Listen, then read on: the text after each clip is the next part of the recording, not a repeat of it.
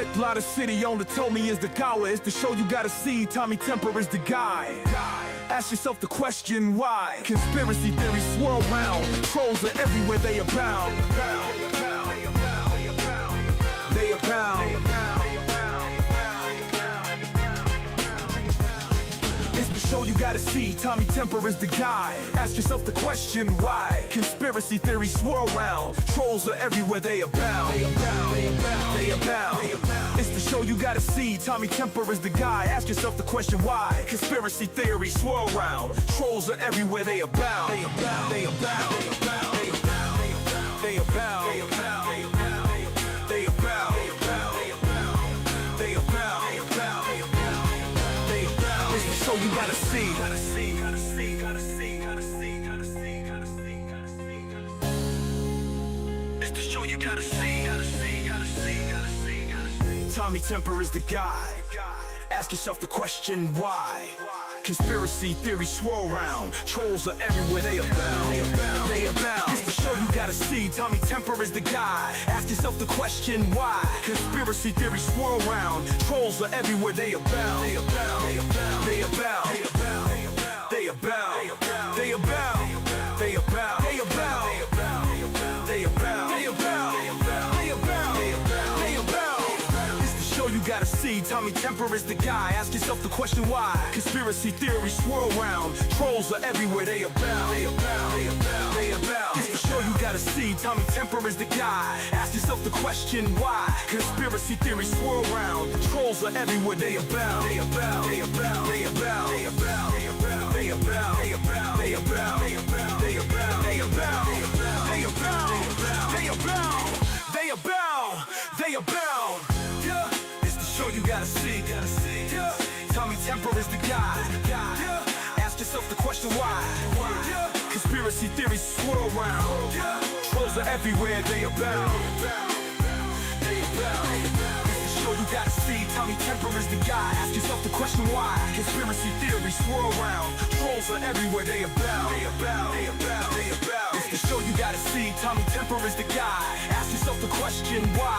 Conspiracy theories swirl round. Trolls are everywhere, they abound. They abound. They abound. They abound. It's the show you gotta see. Tommy Temper is the guy. Ask yourself the question why. Conspiracy theories swirl round. Trolls are everywhere, they abound. They abound. They abound. They abound.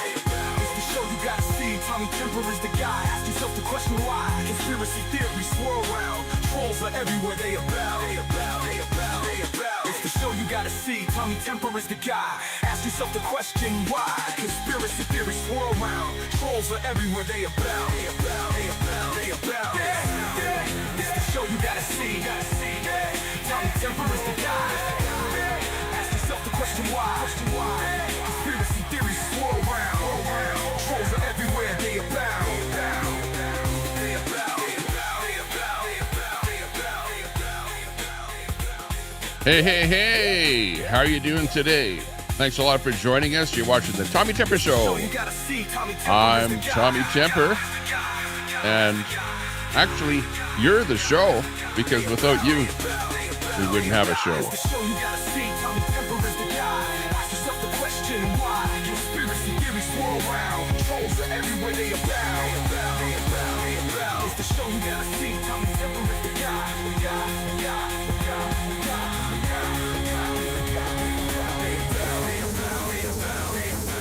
Hey, and let's see what's outside my illustrious window here overlooking, we're in the Crystal Gondola, overlooking the elm-lined streets of Edmonton, Alberta, Canada. And let's see what it looks like outside my window today. This is what it looks like.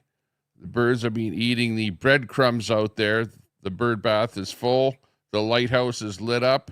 The little house is still out there on the balcony. And there's a couple of little cars parked down below there. The trees are still green, although the leaves have been turning a little bit yellow. Because autumn is coming. It's on its way. But generally speaking, it's great out there. Let's do a quick temperature check there. We're sweltering here in Edmonton, Alberta, Canada. Edmonton is the largest population this far north anywhere in the world. and it is 27 degrees out there. 27 degrees. That's pretty hot. Hot for Canada, considering we always complain about it being 30 below and crap like that. Thanks a lot, everyone, for tuning in. I see a lot of people piling into the room here. We've got Edward Cam in there giving us a big BLM, Black Lives Matter. Mysterious Mossad in there. Hey, good to see you. He's a supporter of Israel. We've got Mater 97 in there. Hey, Mater, good to see you down there in the bios of, where was it now? Anyways, Alabama or somewhere there. Let's see.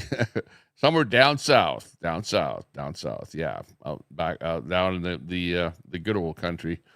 Okay, who else is in there? Mossad is in there giving us lots of information on some kind of a terror attack in Jerusalem today. Well, I'm not really, I wasn't really prepared to really go in depth unless we run across a story about the Palestinians and the Israelis. I'm not really into promoting or downplaying, anything in that area.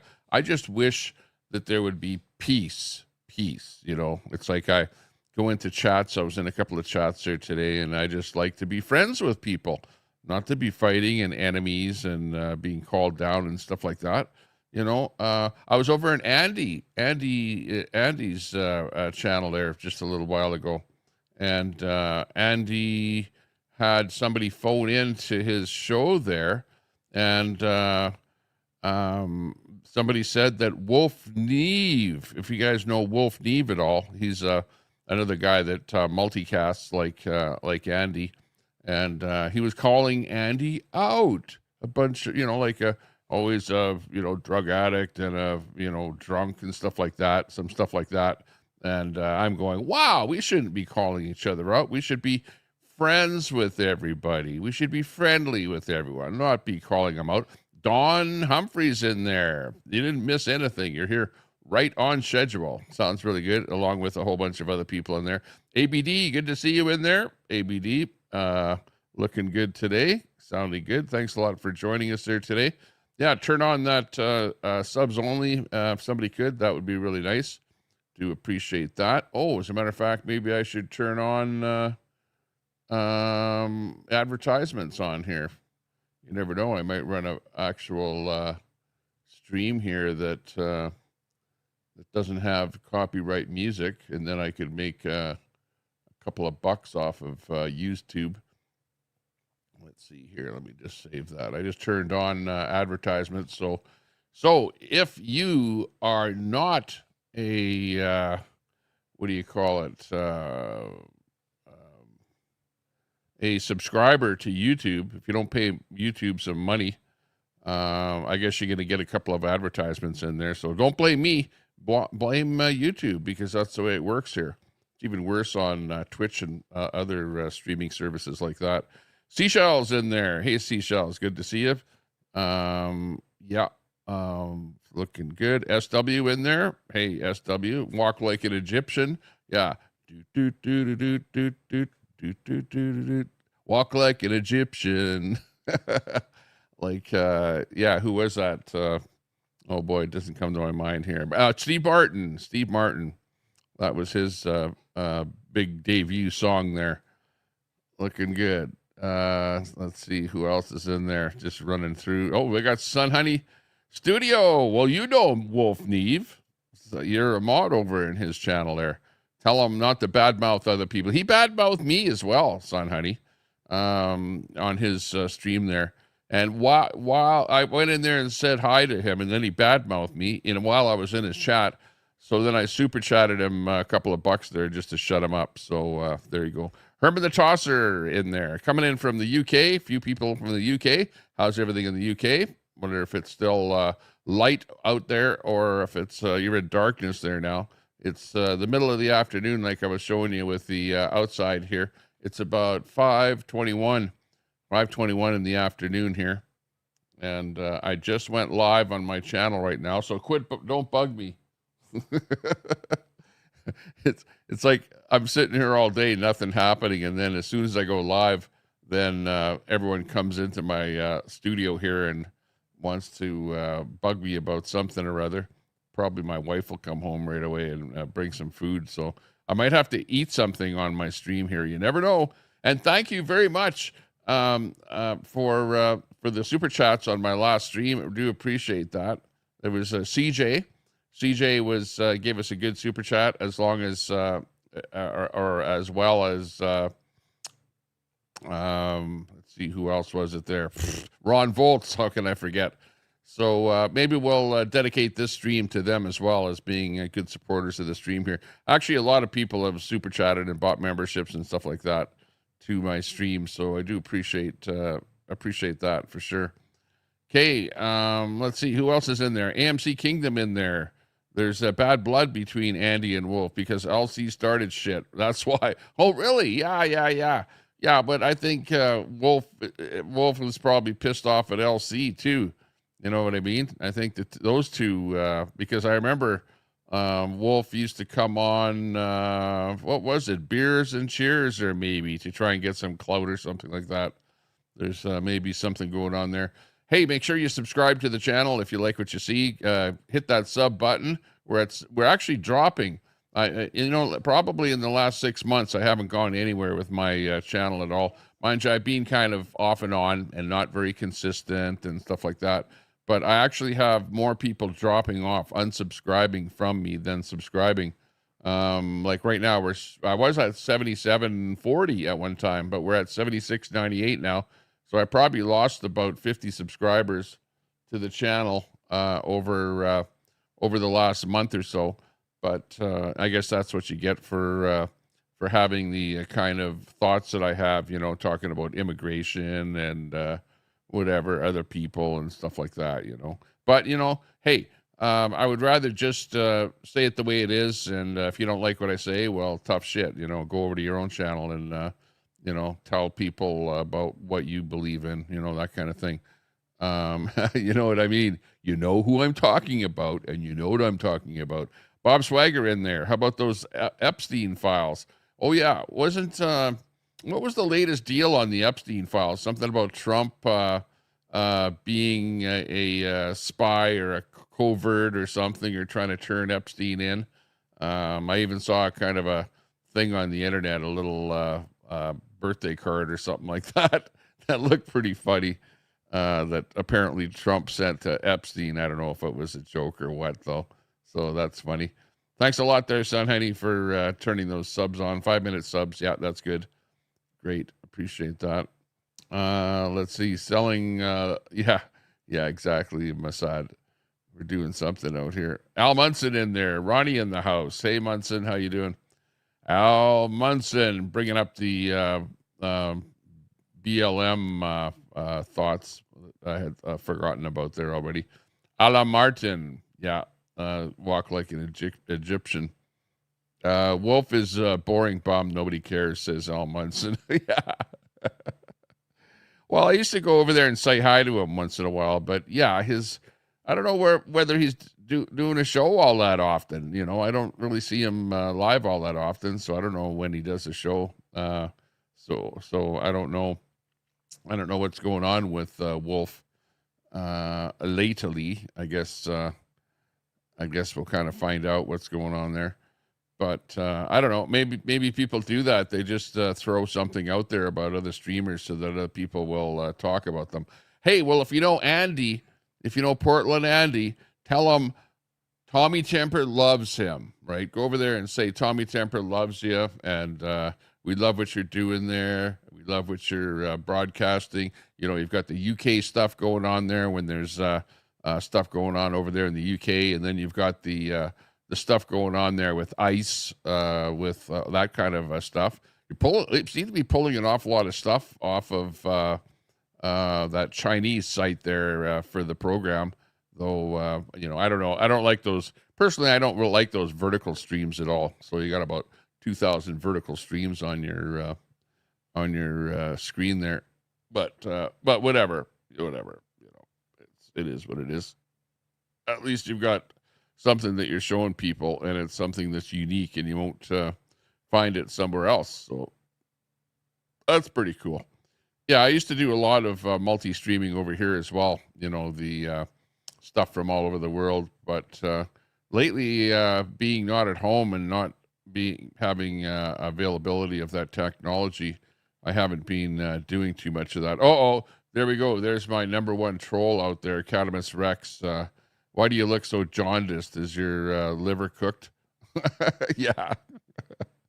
No, but I'm sitting in a really bright room with the sun bursting in through the window here, and I've probably got the colors enhanced on my camera here or something. So that's probably what you're looking at here, mind you. Because if you saw my videos when I was over at the lake house there, I look kind of washed out over there. So it kind of depends on where the lighting is coming from. Birthday girl is here, Miss Angie in the house. Hey, good to see you.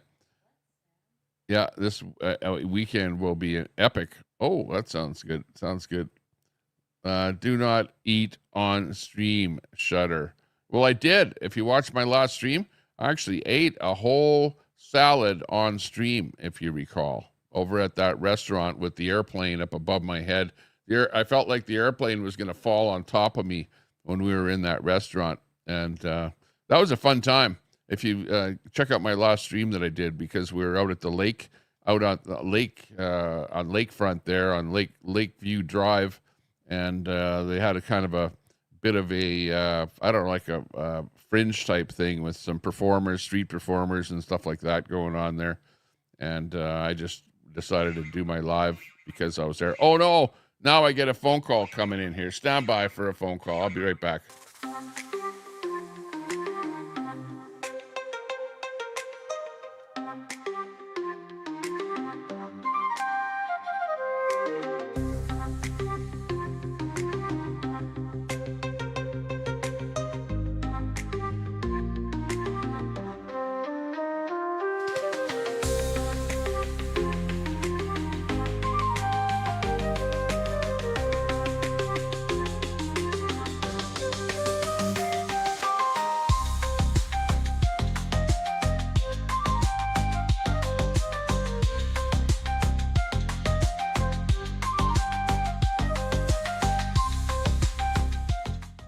Okay, we're back. Yeah, never. Phone doesn't ring all day, and then finally get a phone call in there. Okay, yeah, like I'm sitting in the bright sunlight here. You can see over here to this side here, the sun is coming in my window, and it's just. In fact, if I was smart, I would put on some sunglasses here right now, because I can barely see my screens with the sun. And as it comes closer to me here, oh no! I'll have sun in my eyes here right away. But yeah, don't worry about how I look, Catamus Rex. I don't have jaundice, and everything is really good. I might have put on a few pounds over the course of the summer there, you know, eating a lot of stuff and whatever, lots of hot dogs and burgers and stuff like that. So yeah, I'm going for that orange man look. You know, if you can't beat him, join him. You know what they say. You know, actually, Trump has been doing very well. You know, there were rumors about Trump's death there last week because he didn't show up for a couple of days. Meanwhile, a guy like Biden can like show up for like 2 or 3 months on end, and nobody says anything about him. It's just, oh yeah, nobody cares where Biden is because he never had anything good to say anyway. But Trump, they're always interested to hear what will the next rhetoric be, and you have to actually congratulate Trump on having something new up his sleeve there every time he goes live and or does some kind of a post on X or wherever he is, True Social, that kind of thing. But yeah, interesting. AMC Blue PA in Boston for a shootout. Oh yeah, big stuff going on in sports. Big weekend coming up in the UK. Is that Herman? Is that with regards to the immigration? Where that people are going to be out on the streets there protesting, and I think there's some sort of I even saw it up here in Canada that I forget exactly what the date of it was, but it was in September here. There's going to be some kind of a worldwide immigration protest, and maybe that's this weekend coming up here, and it might be happening here in Canada too. I'm not sure. But I did see some kind of a post about some immigration protest or something coming up. That is a big problem. Other people, they go, no, not a problem. And other people are like, and really, I don't blame the immigrants, okay? Over immigration is not the fault of immigrants. And I never did blame any immigrant, and I'm not blaming any immigrants at all. You've got a pretty tough guy like Trump that is basically tightening up the borders in the States and, making sure that when immigrants come to a country, they come in legally, not illegally. But up here in Canada, they are coming in legally, but they're overstaying. They're coming in on visas. They're coming in on student visas, on temporary worker visas. And then when the visa is up, then they stay around. Okay, a lot of these people that have come in with the student visas, they come here and they go to a phony school. It's like a kind of a mill that is set up. Got all these phony schools that have been set up all over the whole country. And they get these student immigrants to come here to take some kind of phony training at a phony school. And then after that, their expectations is that they're going to get a job and become assimilated into the Canadian population. But there are no jobs, so they end up not getting a job. They're all pissed off about it. They're even protesting about what's going on now. It's actually a pretty tough situation with what's going on here. So now, to no fault of the immigrants, the whole fabric of Canada has completely changed to where it's not just us regular folk out there anymore, but it's like a whole bunch of people that and primarily have come from East India. Like really, a lot of people from East India have popped in here to Canada, and also people that are wearing the head covering, that kind of thing. All sorts of head coverings going on there. So yeah, Canada is really faced with overpopulation. There's definitely no doubt about that. Hopefully Tommy streams Great Britain this weekend, or something. Well, I'll be out at the lake house there probably on the weekend, because I'll be alternating. During the week, I'll be at my main Kontiki, and then we'll be at Kontiki 2 down at the lake house there on the weekend. So we'll be doing a bit of that here for the next little while here. So we'll see how that works out. AMC knows every move LC makes, even though he doesn't watch him. Mo, yeah, I don't watch him. But hey, LC's fighting with Wolf Neve, and Wolf Neve is fighting with Andy. And maybe they were all talking about each other. But it was reported that Wolf Neve said some pretty nasty things about Andy, like accused him of, that white powder, type stuff, that kind of thing, So, yeah, it wasn't very complimentary, that's for sure. It would be like if somebody accused me of being some kind of a dope addict or something like that. I wouldn't like that either. Why would somebody do something like that? Like, who cares? But obviously Wolf doesn't like Andy. Why would he even say something like that? But on the other hand, Andy didn't say anything too terrible about Wolf. So, there you go. But I did see a couple of people, like Scumdog was in there, and there were a few other people that said hi to me when I was over in Andy's chat there. Al Munson, you can't even get that many viewers as Charlie. You can't even get as many viewers as Charlie. Oh my. Oh well. Yeah, well, who are you talking about? Me? It's not a matter of how many viewers you get. I get lots of viewers. If I do a longer stream, I'll get lots of views at the end of the stream. And my channel is actually pretty good. Like, look we've got about 60 people. Well, at least I'm looking at my counter here. But I get people watching. For example, on my stream, I might get 1,500 views just on Facebook alone, and that's on one platform. You know what I mean? So you take 1,500 views over there on a stream, and maybe 1,000 or 1,500 views over here, and then you get a bunch of views on X. I don't really go over to X to see how many people are watching over there on X all that much, but we've got people that view the stream over there as well. So I am actually streaming on 3 different platforms here right now. The sun is moving, and you can see how the sun is moving across the horizon, because this block here is the direct sunlight coming through my window, and it's going to be moving right across here, fooling my camera into thinking it's a white light or something. So that is going to wreck my stream here as it moves across there. So whatever. Let's see.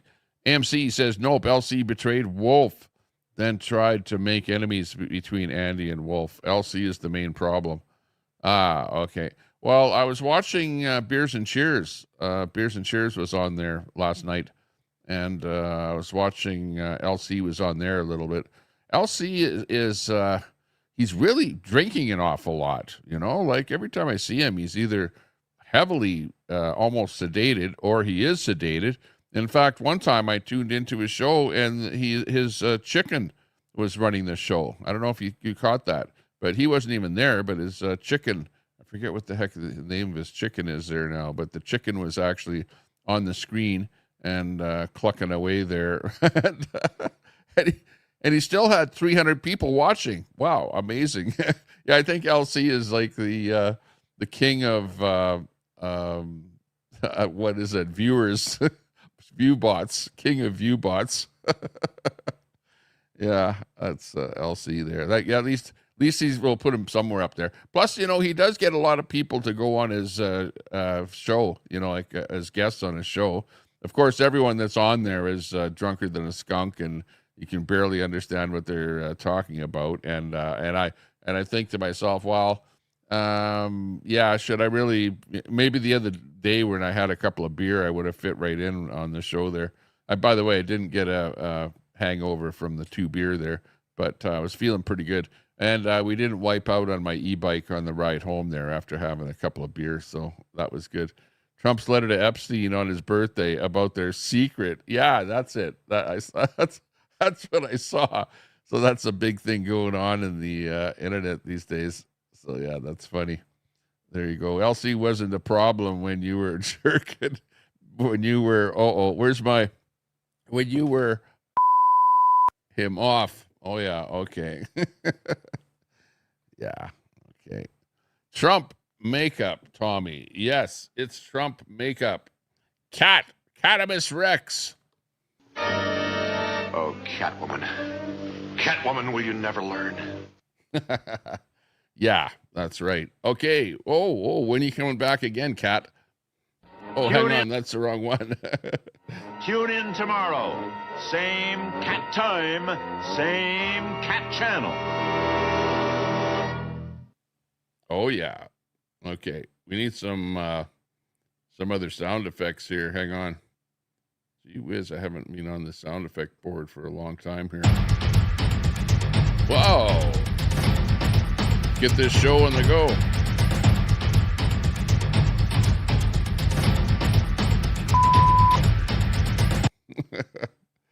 Yeah, wrong sound effect.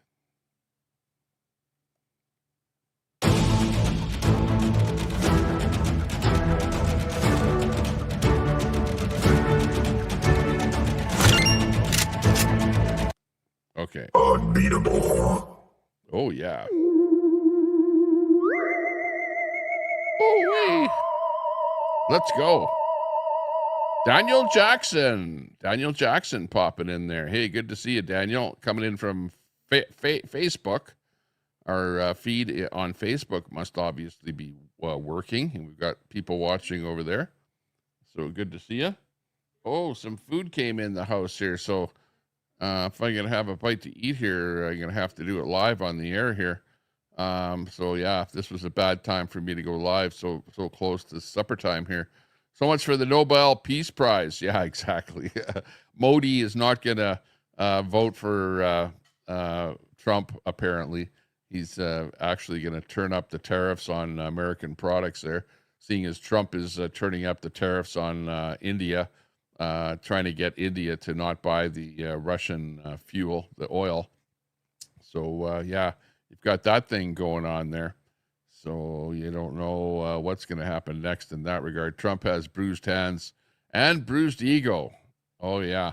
Yeah, what happened to his hand there? It looked like he had intravenous in his hand there for a while or something like that. You know, when you have the bruised hand look there. So I don't know what that is that's going on there.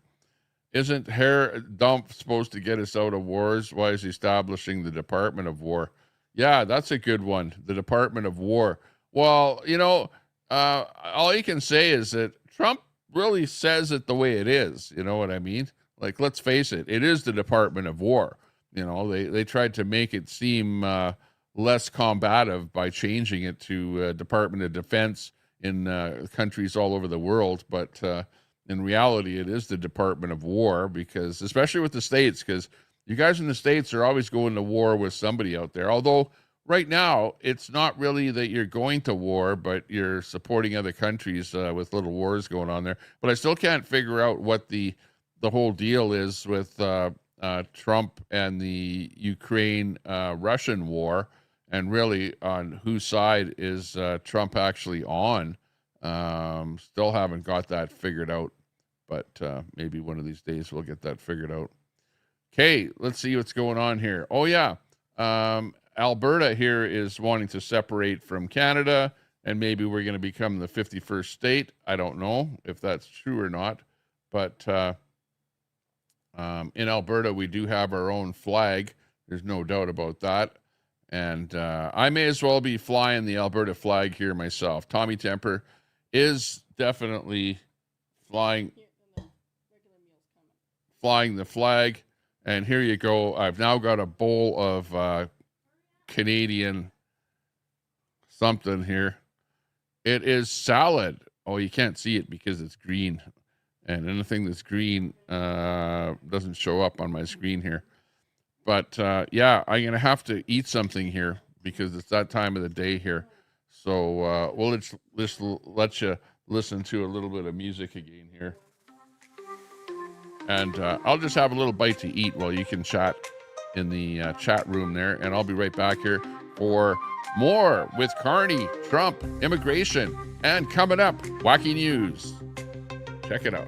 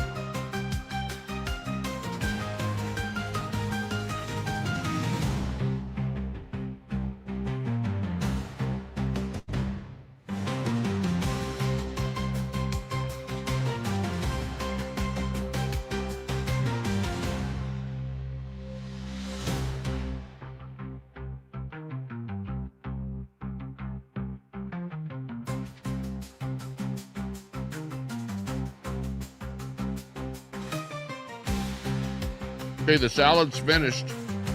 Now the main course.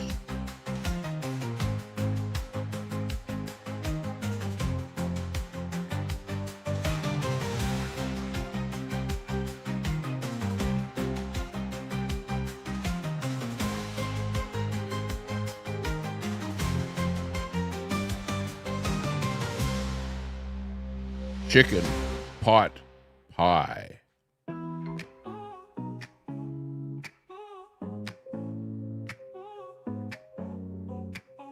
Tommy Temper runs the show. Got a cyber fan, you know. They're swooning about the convoy sight. Watch the blue ranch wield its might.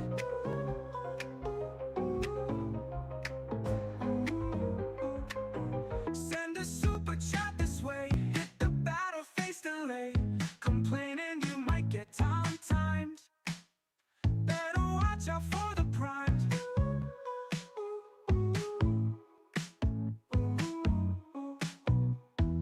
Tommy's kingdom's on the screen. Cyber family, they're so keen.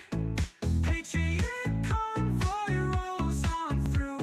Join the hype, it's fresh and new. Block the haters, clear the space. In this digital embrace, feel the buzz, it's on the rise. Together here, beneath the skies. Chats alive and full of cheer. In this virtual frontier, Tommy's crew with hearts so bold. In this saga now retold.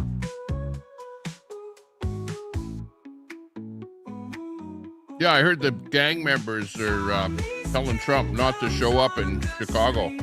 Cyber family, they're so keen. Patriot convoy rolls on through. Join the hype, it's fresh and new. Block the haters, clear the space. In this digital embrace, feel the buzz, it's on the rise. Together here, beneath the skies. Where is Spoon?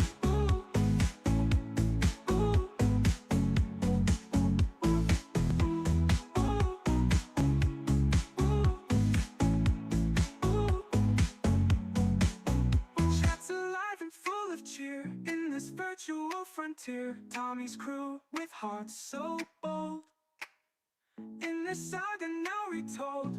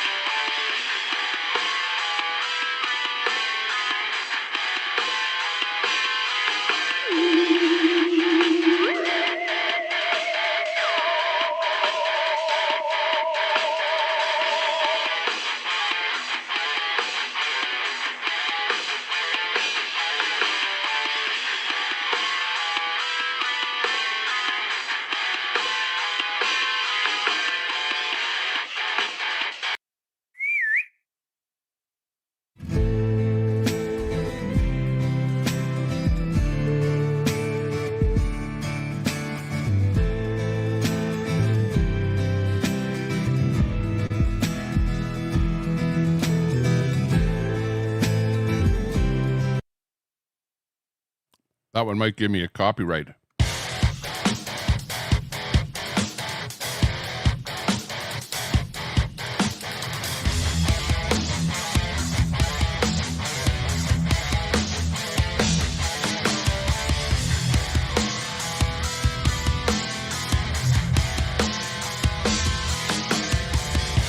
That's funny. When I traveled to Europe and North Africa, Gaddafi did not let me into Libya.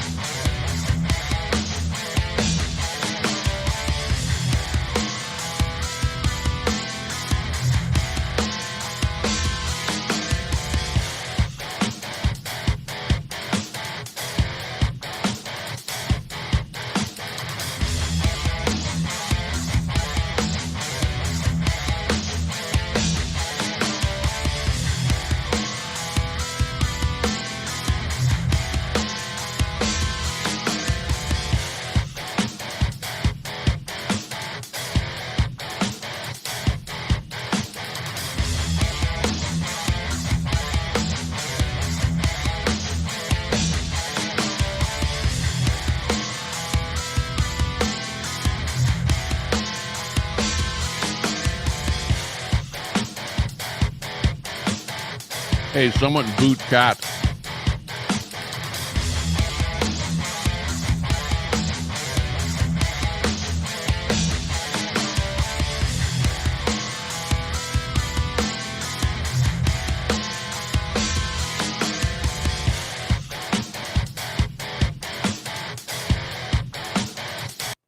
Quack. Good to see you there, Quack.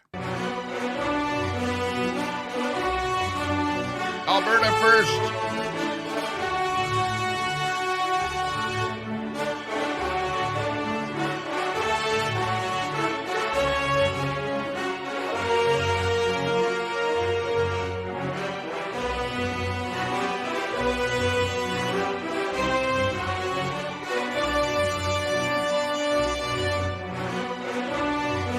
Yeah, I'm pretty much going to start wearing a...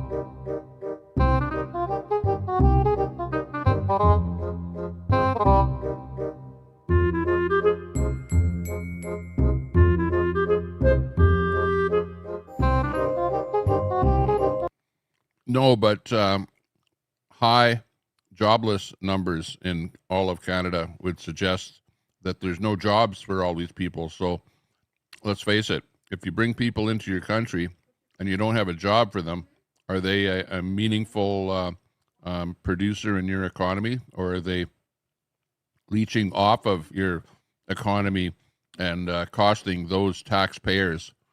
And just look at the rates, look at everything in Canada. Just look at the numbers. There's so many people out of work all over the place, but yet, no, let's bring in more immigrants. What the hell is the matter with those politicians?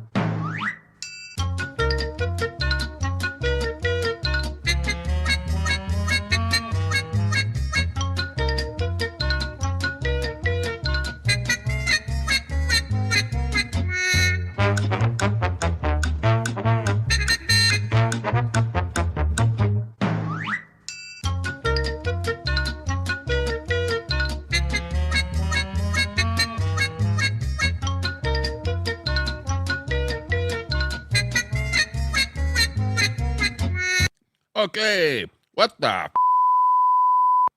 Whoa. Okay. We're back here. Yeah, I promise not to swear too much in the stream. I just have to wash my mouth out with a little bit of water there. And I just finished supper. I didn't eat it on air. You had the opportunity to listen to some nice little music whips there just to keep you occupied so that you wouldn't go away. I see that some people, about 10 people, did leave the stream when I did that. So there you go. Goes to show you that you have to keep the drive alive, keep the the masses enthralled, or else you're going to go somewhere else. Chickens, Quack 13, good to see you there, Quack. Thanks for showing up. A local Edmonton watcher of the stream here. Actually, we've met in person, so I know Quack personally, one of the few people in the chat that we've actually met, other than Queenie, but Queenie's not in the chat. I don't know where she is. Probably flogging some purses or something like that. SW, how's things going? Edmonton is really the Garden of Eden. Well, the streets of Edmonton are paved with gold, and this is the land of milk and honey, as they say. Although we've got about 8% job unemployment in Edmonton here at the moment, but it's only because of the huge influx of all of the immigrants.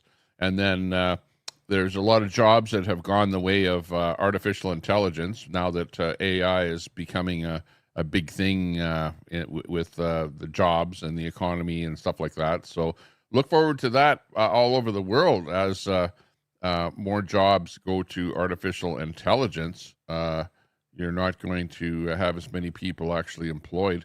Trump was convicted of 34 felonies. I thought he got rid of all those felonies.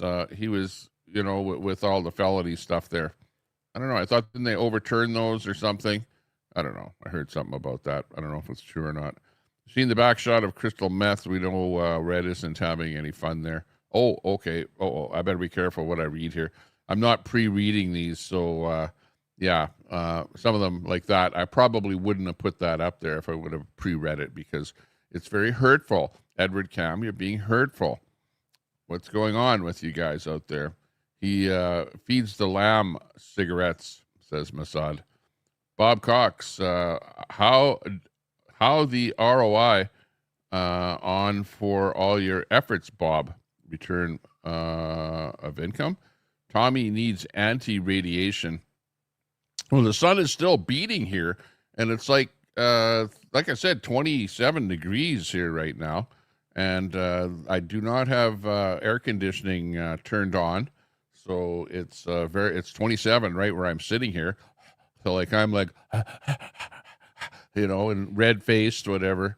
And it's hard to put a show on. Everyone is wanting me to wear something, a head covering. I am wearing a head covering. It's my nice flat brimmed Tommy Temper hat here, which I like an awful lot. It makes me feel like I'm like a rapper or something like that, so that's pretty cool. Stick to the kittens, ACB. It's easier, says Edward. Rats only get one thing. What's that? What's the one thing that rats get? Rat attack. Those assisted living places aren't all they're cut out to be. There's one rooster to 8 or 9 hens. Grandpa can easily get pecker pills, and before you know it, they have an STD breakout.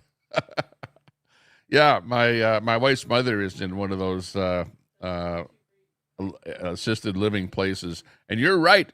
There are an awful lot of older women there. It seems like older women live longer than men. So you've got like 9 women all lined up, against the wall, and then one guy sitting there, and he's probably got a lifetime subscription to a pecker pill company.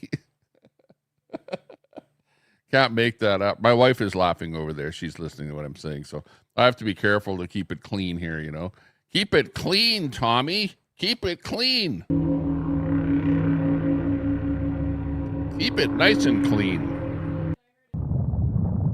Oh, yeah. What's that?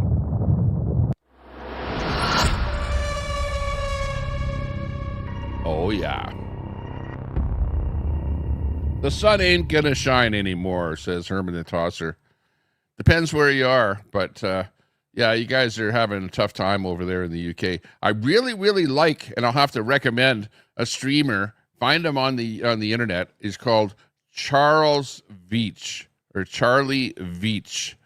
Go look up Charlie Veach and check him out because he's actually funny to watch, really funny to watch, and he's got some really quippy UK type quips. He talks about the architecture, the cities, the people, and he always goes with a bodyguard to the Palestinian protest and then bugs the shit out of the protesters there. And then they all try and attack him. And once in a while, they have to kick one of the protesters or push them out of the way or bust up their umbrella or flag or something like that.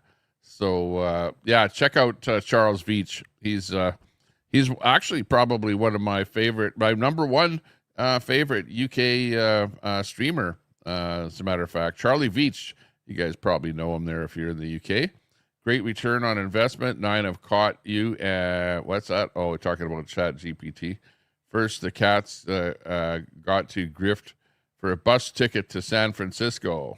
Yeah, no doubt about that.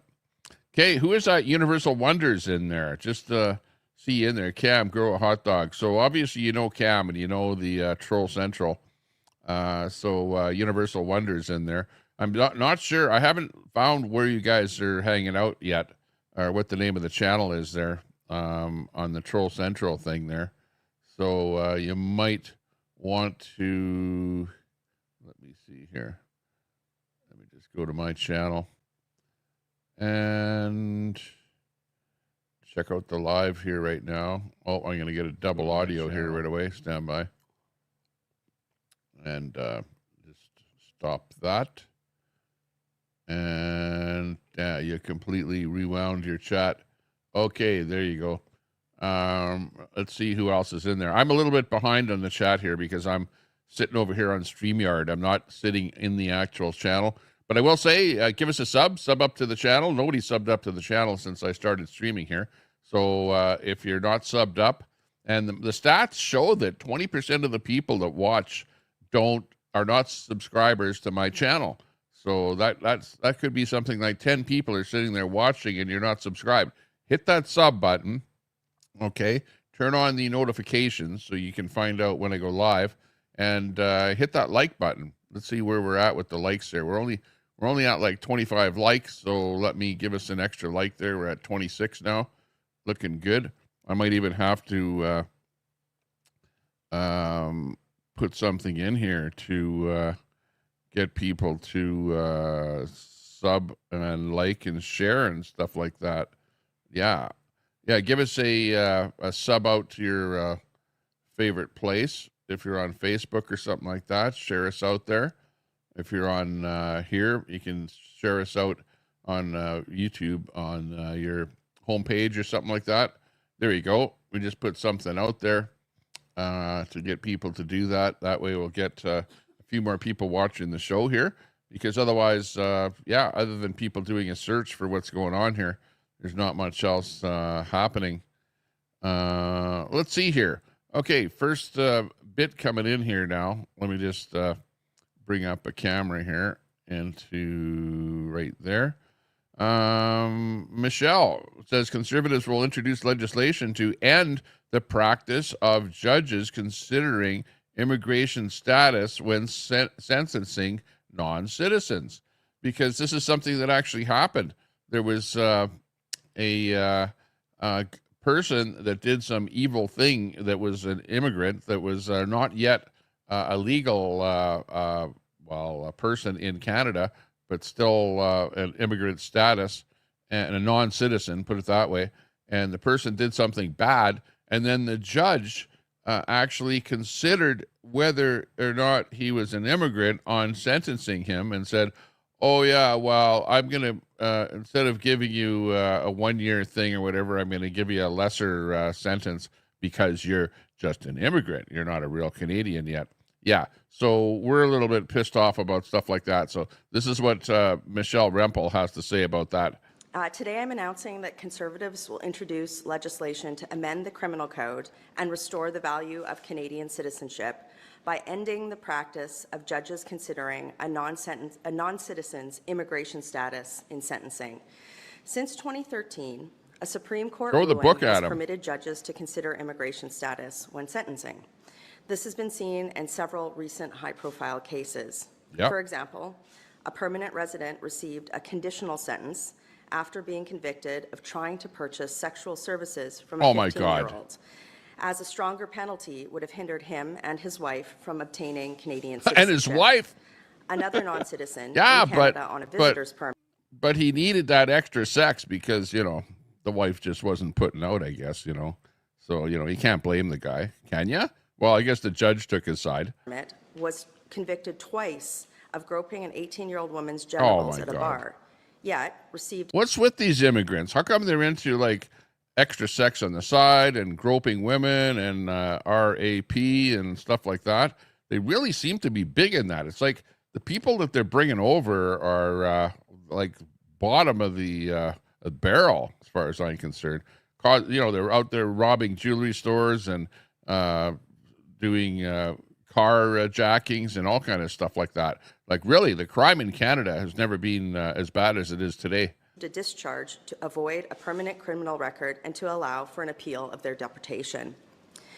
Anyone seeking residence or citizenship in Canada has responsibilities as well as rights. That's right. When it comes to sentencing non-citizens, Canada has essentially adopted a form of two-tier justice where judges can... How is it that I can live my whole life in Canada and not once have to deal with the justice system like for any kind of a crime?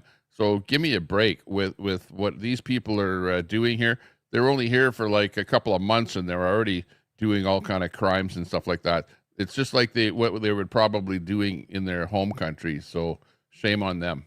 And have given lighter sentences to individuals who are non-citizens by virtue of this ruling. And it seems like they're doing an awful lot of crimes towards women. I don't know if you notice that. But, you know, like you in the UK there, you probably noticed that as well.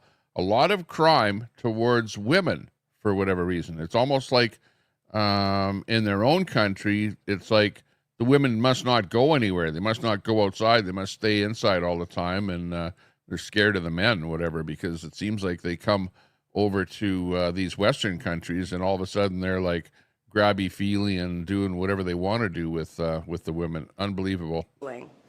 This offends all principles of fairness that should be foundational to our justice system. This is why, once the House of Commons resumes this fall, Conservatives will introduce legislation to amend the Criminal Code to rectify this issue.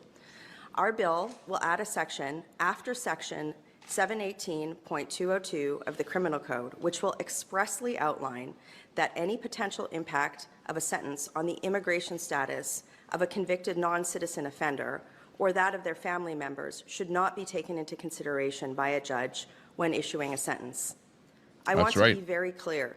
The vast majority of Canada's immigrants and temporary residents abide by our law. But removing non-citizens who have been convicted of serious crimes is a no-brainer, and it's one which the Liberals have failed to act upon. By contrast, Conservatives will always fight to protect Canadians, the value of our citizenship, and the safety of every person who lives here. Becoming a Canadian is a privilege, not a right. Thank you. Yeah, that's pretty much says it right there, you know.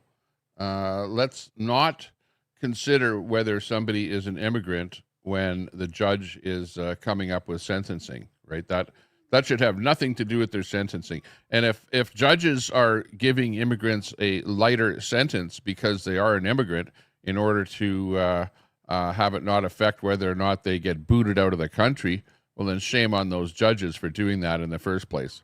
Unbelievable that they'd be doing that. So yeah, that's one thing that's happening here. And good on Michelle Rempel for bringing that up. And let's see whether or not it passes in the House of Commons. Let's see whether or not the Liberals are going to approve that, or whether the Liberals are going to go, no, that's not good. We want the immigrants to stay regardless of how bad they are. How are the megas dealing with the latest releases of the Rump birthday card? Yeah, I don't know.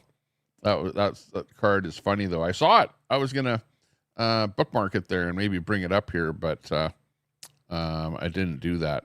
Oh well. Let's see what else is going on here. Basically, Canada is effed. We're effed up here in Canada. We're not doing well. 1 million new citizens from the 22 to 23 immigration boom. 900,000 plus PRs will storm key ridings like Toronto, Vancouver, Brampton by 2028. These voters strategically placed will destroy Canada. So yeah, I've been saying this, is that when you bring immigrants into the country, they vote for the party that was in power when they came into the country.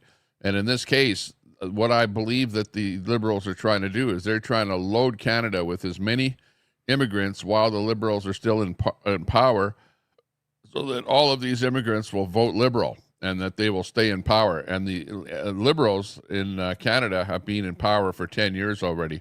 And we've had enough of them. Enough.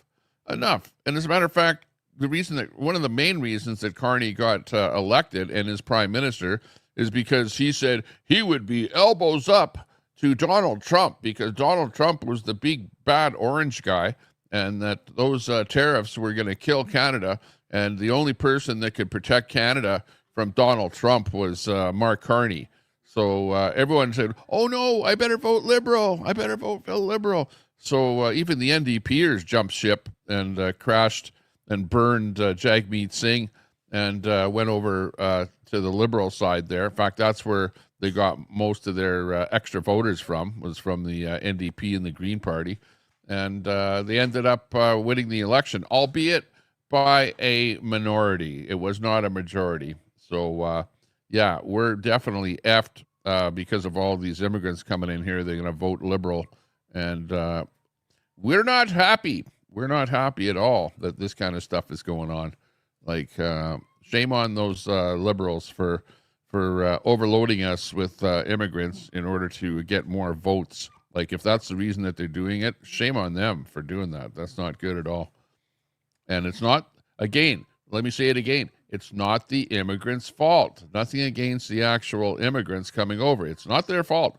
They're basically collateral damage for this political warfare that's going on in our country here. Unbelievable. What's that? Red is begging for content. I saw that where Grandma is trying to get Grandma to donate to him or something like that. Well, Red should show his face on his channel there once in a while, you know?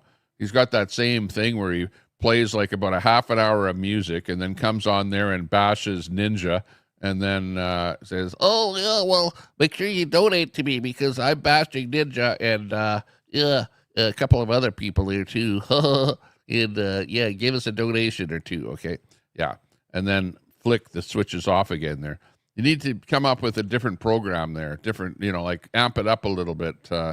And I recommend showing your face on your channel there. That's one way to get more people to watch it. Or on the other hand, more people might not, might like me, I show my face and people unsub from me. So it might backfire on you there too. You know, you never know.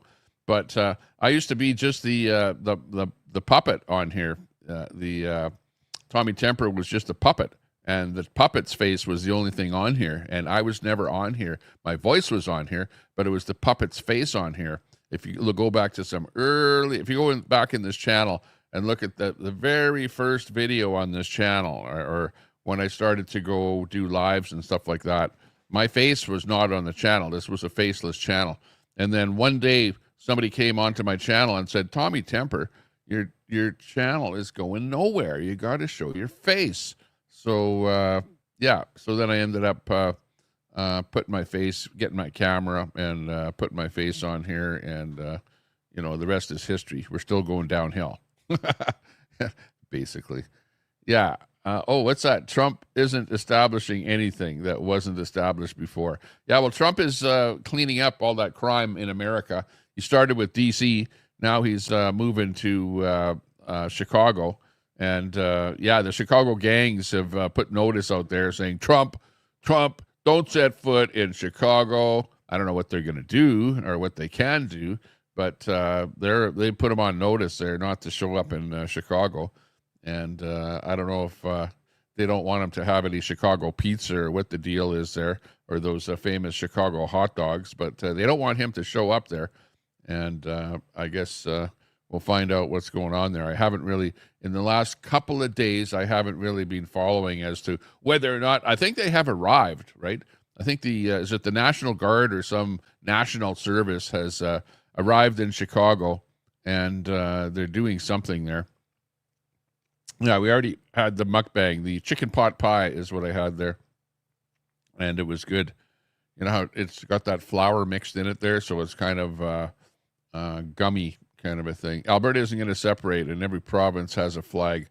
Alberta is talking about independence, separation, sovereignty, whatever you want to call it. And actually, I went to a thing the other day where people were trying to push or to get people to sign up to sovereignty, or sorry, to stay in Canada, for Alberta to stay in Canada. So they were out at the lake there, and they were trying to get people to sign up there. But on the deal of immigration, this is just one city, and the city happens to be Edmonton, where I live. Okay, so check this out. This is the map of how many foreign workers there are in Edmonton. Okay, so the larger the dot, the larger the number of people that are working at that business. But you can see how many business have applied for and have received foreign workers just in the city of Edmonton. Okay, and let me just expand this map out just to go to, okay, so then it ends up looking like that when you expand it out. So there's Edmonton right there. And just to see where they are all over Canada, you can see these are all foreign workers everywhere right across Canada. There's Vancouver right there in the middle now. Vancouver, there you have Edmonton, Calgary. You have all throughout Saskatchewan, Manitoba. Then you get into areas like further south, or sorry, east rather, like Ontario. Let's take a look here. Like here's Ontario. And of course, they've really loaded the number of foreign workers into Ontario here. Pretty much every Tim Hortons restaurant has foreign workers working at them. And you can see literally thousands and thousands of foreign workers working right across Canada. It's gotten to the point where it's ridiculous. Here's Quebec. Quebec is relying on this too. And remember, the foreign workers, the reason that companies sign up for and receive foreign workers are because the wages are then subsidized. Now, I don't know the exact amount, but let's say that the guy would be, the normal wage for the guy would be $15 an hour. Well, then the government subsidizes it, so then the company only pays like $12 an hour, and the government pays $3 out of that 15. You know what I mean? So there's what exactly the amount of subsidy is. I don't know the exact number, but there are some jobs that are deemed as being low dollar type jobs. In other words, just your service worker type jobs, and then you've got the other kind of jobs that are more higher end type jobs, where say it's $37 to hire the guy, and you get a good subsidization by the government for that kind of a job.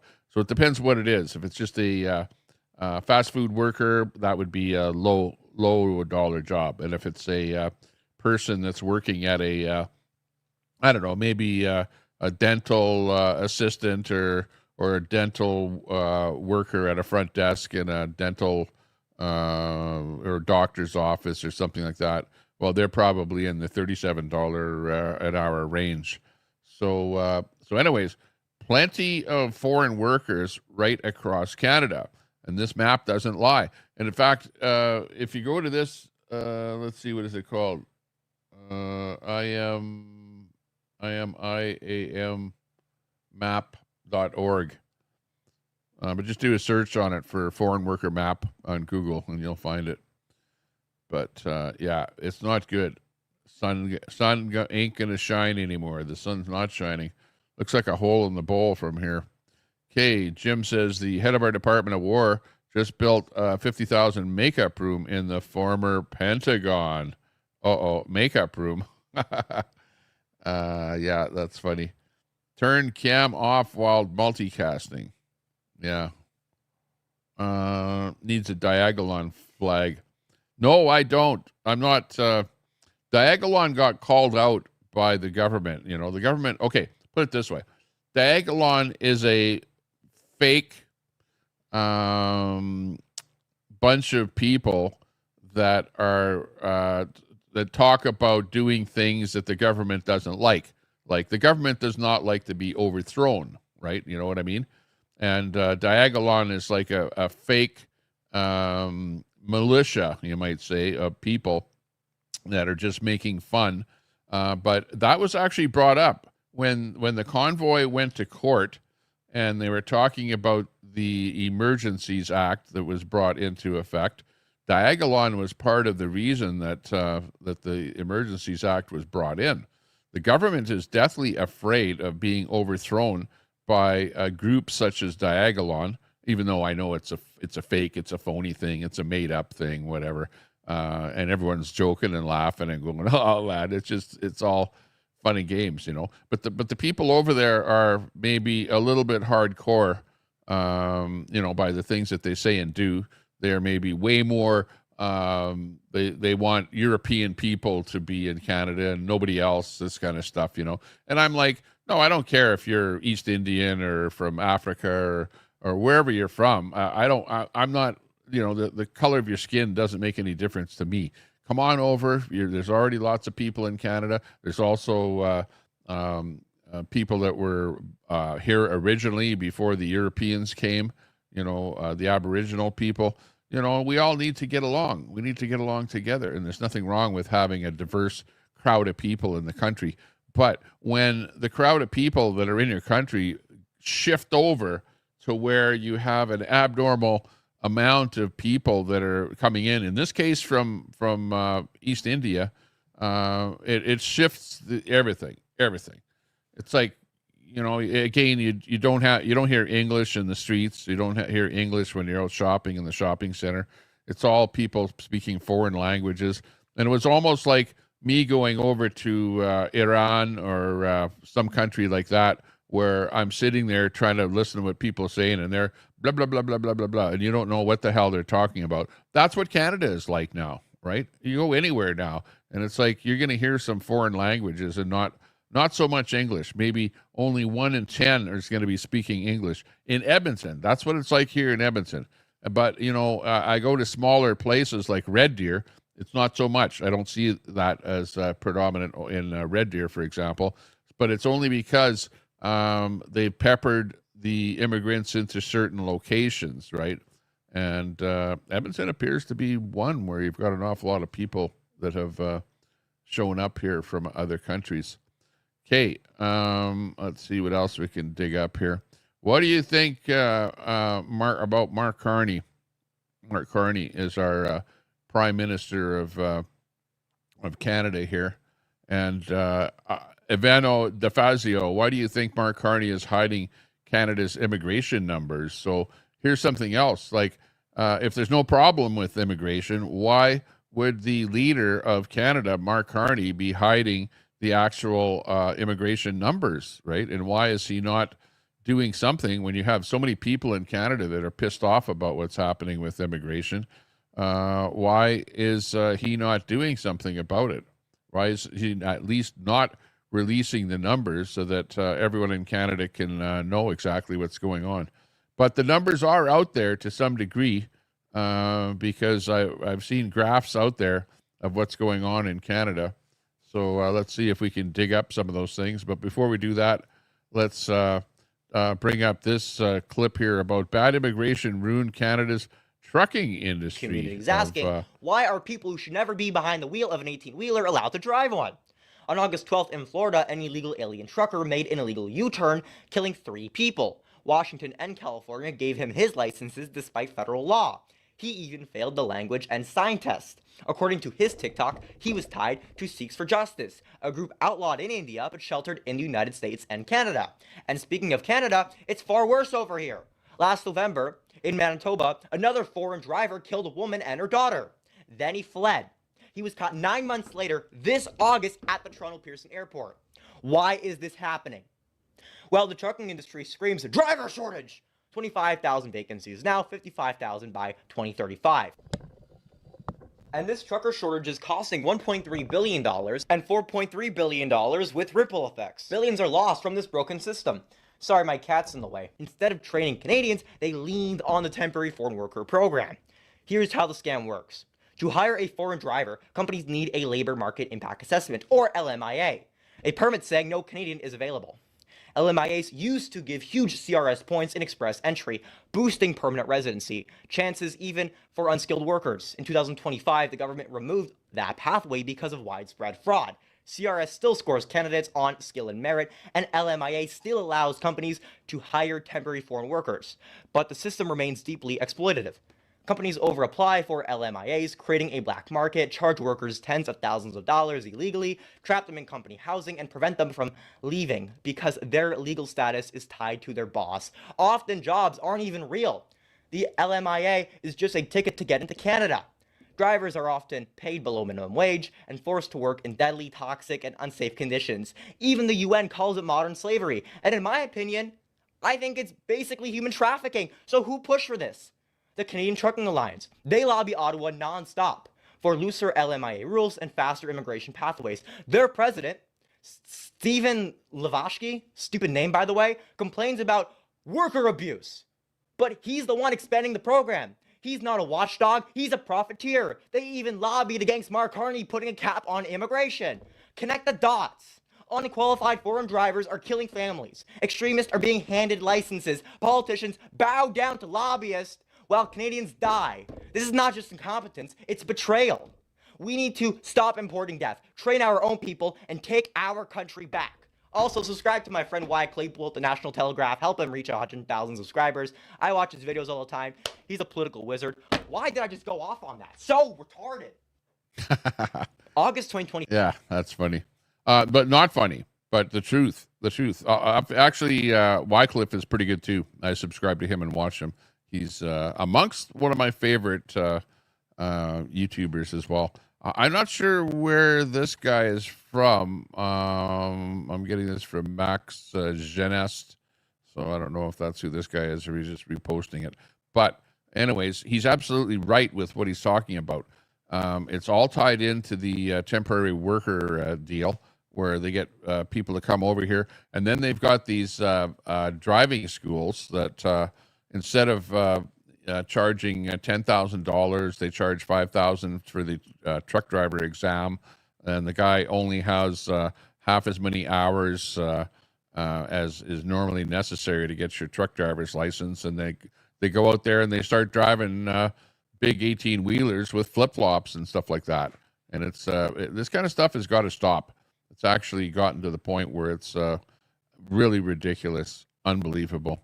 But yeah, that story is true there. Watch Pierre Poilievre. He's asked about mass immigration and immigration things that are facing Canada. So let's listen to what Mr. Poilievre has to say about that, which I like him. I like what he has to say. And generally, when he's asked a question, he definitely comes up with a pretty good answer. Here's our maybe future Prime Minister. Take my question, Keane, with Juno News. I'd like to ask about immigration. Yes. Nigel Farage in the United Kingdom has been quite popular recently. He might even be Prime Minister if an election was held today, with his plan to deport illegal migrants across the Channel. Donald Trump, same thing. He just launched a father-son recruitment campaign for ICE. It seems like the entire Western world, including the Liberals, have realized that out-of-control immigration is a problem, but Canada's the only country without a solution to fix it. That's right. You don't have sovereignty without control of the borders, so I'm wondering what your plan is to fix it and get illegal migrants out of this country. Thank you. Well, for anyone who has been deemed inadmissible needs to leave, and they need to be deported. Anyone who commits a crime while they're in Canada, they need to be immediately detained, and when their detention is complete, they need to be deported from the country. We need to track down the roughly 600 criminals that the Liberals have lost track of. That means using all our security agencies to find out where they are, to locate them, arrest them, put them on planes, get them out of Canada. We need to make it clear that anyone who commits a hate crime or an act of violence against an identifiable group should be, that is not a citizen and not a permanent resident, needs to be deported from this country. We need to get rid of the incentives for people to come here that are not real refugees. So we need a review of all the benefits that go to people who come. There are what was it? I saw a number of something like more benefits 30,000 Canadian tax. Something like 30,000 refugees were from East India. Like, what's that all about? What's the deal there with you have so many applicants of refugees? What's going on over there? There's no war going on in East India. Why are they wanting to leave, or they're afraid of living in their own country and they have to leave East India and come to Canada? Like, to me, that seems like a pretty big farce there, to see 30,000 people wanting to come into Canada because they're refugees and they can't live in their own country. Like, I can see maybe the Ukraine, okay, maybe there's something going on there, or maybe Russia or some other country that's in war or something like that. You know, that's where the refugees normally come from. But East India, I'm not sure what's going on with that. Taxpayers get. And those that arrive last should be their cases should be treated first, so that they know that they'll be leaving quickly. That will get the message back to the country of origin that if you come to Canada and you're not a real refugee, your case will be heard in a few weeks and you'll be back in your own country. That's right. That would, right now, there's the opposite incentive. People who are not real refugees come into Canada and they say, well, even if I'm rejected, I'll have 7 or 8 years of appeal, during which time they get all kinds of benefits. If we was very clear that because they don't work, they'll have all kind of benefits, healthcare, welfare. You know, they don't have to work. They're put up in a three-star or 5-star hotel, and it takes forever for the government to look at a refugee to see whether or not it's legit or not. So yeah, we need to change that for sure. The benefits wouldn't be there, that they would be sent back within a couple of weeks. They wouldn't come in the first place. We need to secure our borders to stop the crossings.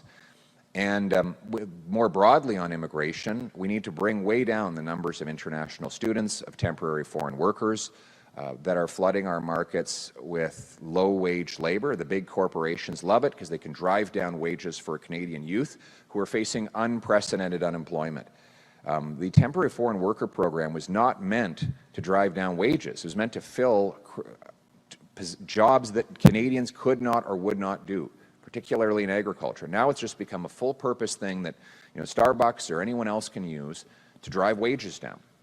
If they're having a hard time getting Canadian youth working, what they need to do is raise wages. So we need to cut back on the temporary foreign worker program. And finally, the overall number needs to go down. Over the next several years, we actually need more people leaving than coming. That's net negative migration. And so that's what I've said. We've got these millions of people whose visas are going to... You know, he's the only one that has the balls to actually say this, you know that? So whether you like him or not, you know, he's got the balls to actually say net migration. In other words, send people back. You know, and the problem is with these visas, these work visas, is that you're letting people come into your country that are a little bit unsavory, and then when the work visa expires, they don't hop on an airplane and go back to their home country.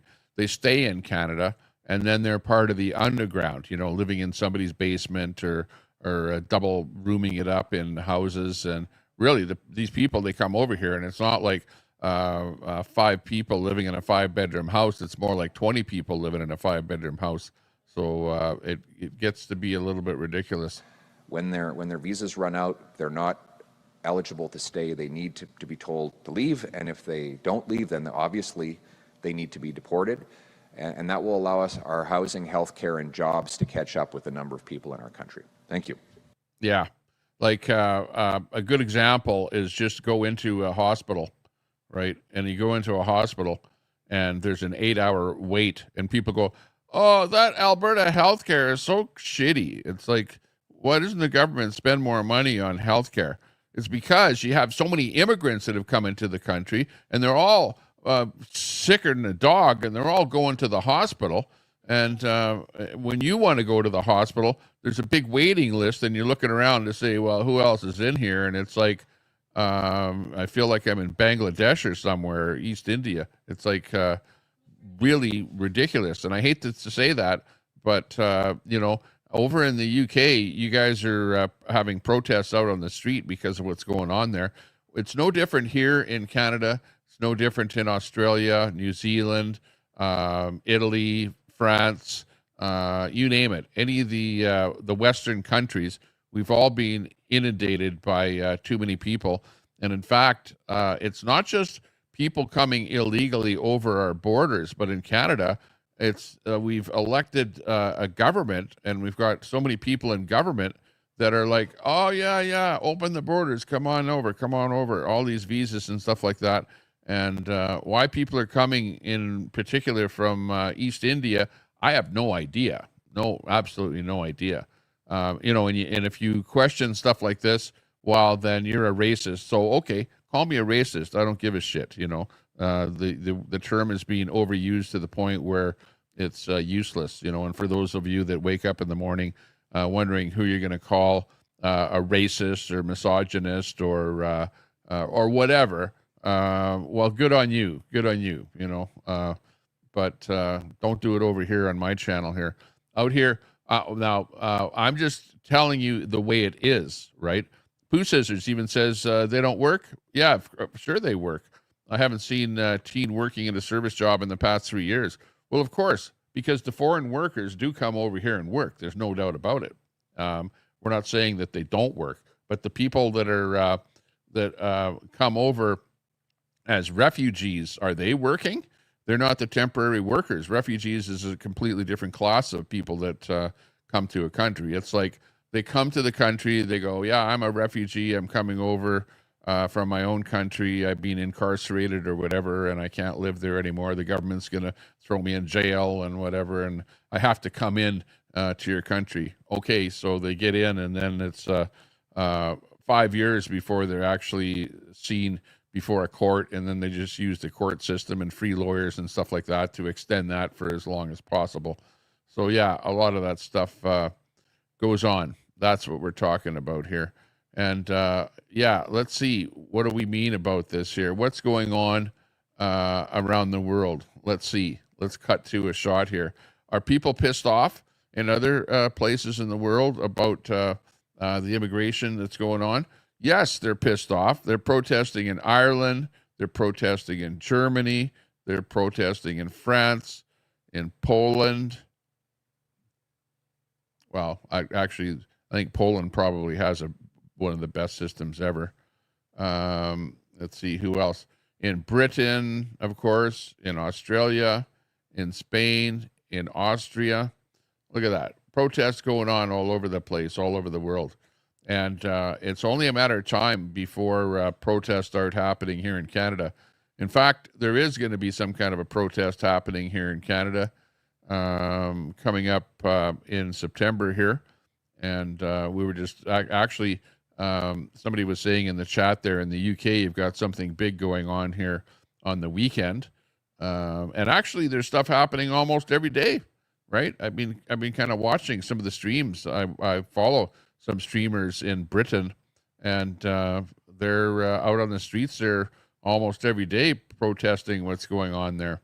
So yeah, it's a tough situation. Susan Knox says temporary foreign workers program is broken. I know kids who couldn't even get an interview at Tim Hortons this summer. Save it for agriculture. Yeah, well, my son is a good example. I have a son that's 15 years old. Well, and he was looking for some kind of a job and couldn't really come up with anything. We did have a couple of jobs for him, at the campground there where he was mowing some people's lawns and stuff like that. but unable to get a job. And there's lots and lots of horror stories of people that put in 200 applications for a job and they can't get a job. And we're definitely overpopulated in that foreign worker program. That's the point. That's what we're trying to say. And you can't deny it. For those of you that are on that side of the fence where you're going like, well, no, you're wrong with what you're saying. I don't think so. Abandoned ship. Canada's going down. We're going down. There's no doubt about it. And let's see. You can see that there's Alberta. There's Alberta right there. Woke Marxist ideology. Why is it that we're going down? Mass immigration and high cost of living. And there's me out there in my little boat, Alberta. And Alberta doesn't need to sink with the rest. It's time to save ourselves, okay? So this is the word of the Alberta independence. In order for Alberta to save itself, maybe we have to be independent from Canada and be off on our own. And at least we won't be going down with the woke Marxist ideology with that sinking ship of Canada. It's ridiculous. But true. Absolutely true. Okay, again with Pierre. Another word from Pierre here. We need more people leaving than coming for the next couple of years so our country can actually catch up. Our immigration policy should invite the right people here in the right numbers in a way that puts Canada and Canadians first. So, let's listen to... Hi, Mr. Poilievre, so Paul Dutch, Global News. You previously called for severe limits to population growth in Canada. Can you clarify what you mean by that? So, first of all, I'll tell you what I don't mean, which is natural population growth. That is almost non-existent in Canada. We have roughly the same number of people who die as who are born. So all of our population growth, in fact, in the last quarter, I think there were more deaths than births. So what I am referring to is migration, net migration. We have millions of people whose permits will expire over the next couple of years, and many of them will leave. We need to ensure that more leave than come in over the next couple of years while we catch up. That's right. Well, housing, healthcare, and jobs can catch up. We've had population growth of roughly 1 million a year. That's interesting. We haven't even talked about that, but when you bring in too many immigrants, the housing is disrupted because you have too many people fighting over too few houses. Now that goes by way of in buying houses and in renting. So your rents go up, the cost of rent goes up because you've got too many people fighting over the same small number of rental units, and you have the cost of housing going up because some of these people, even though they're temporary workers or whatever, they're actually buying real estate. They're buying houses. They're coming over with lots of cash. You might think that they're poor. Some of those people are poor. They're from villages and stuff like that, but there is money coming over here as well. So you've seen a direct correlation between high immigration and really, really high upward pressure on housing costs in a lot of the cities where you see the immigrants moving to, like Vancouver and Toronto, for example. Those have just exploded right up, and in almost all other areas of the whole country. And then the last thing is healthcare. It really greatly affects healthcare because you have so many people showing up at hospitals with whatever ailments that ordinarily, because it's free healthcare, they don't have to pay anything.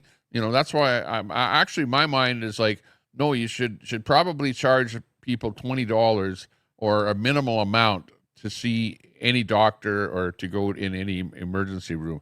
At least then you would cut back probably in half the number of people that are in there, because people go in there for a little cough or something like that, hoping to get, I don't know, some kind of a prescription or something, whatever, or an injection or what have you. But it is a big problem, not to mention the amount of money, because a lot of these people are not working. And for the people that are not working, they're obviously living off of the taxpayers, the people that are working, which is putting upward pressure on taxes in our country. Not to mention, Mark Carney is also spending billions and billions and billions and billions and billions of dollars on all kind of projects. Actually, not really projects, but bailouts for bailout for the aluminum industry, bailout for the lumber industry. All of these bailouts all over the place.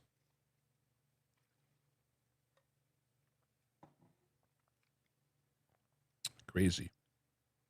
Here under the Liberals, while we barely build 200,000 homes.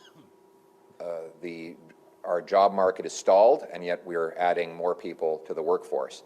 Our young people are facing generational highs in unemployment because the multinational corporations are giving jobs to low-wage temporary foreign workers that ultimately leave our young people without opportunities.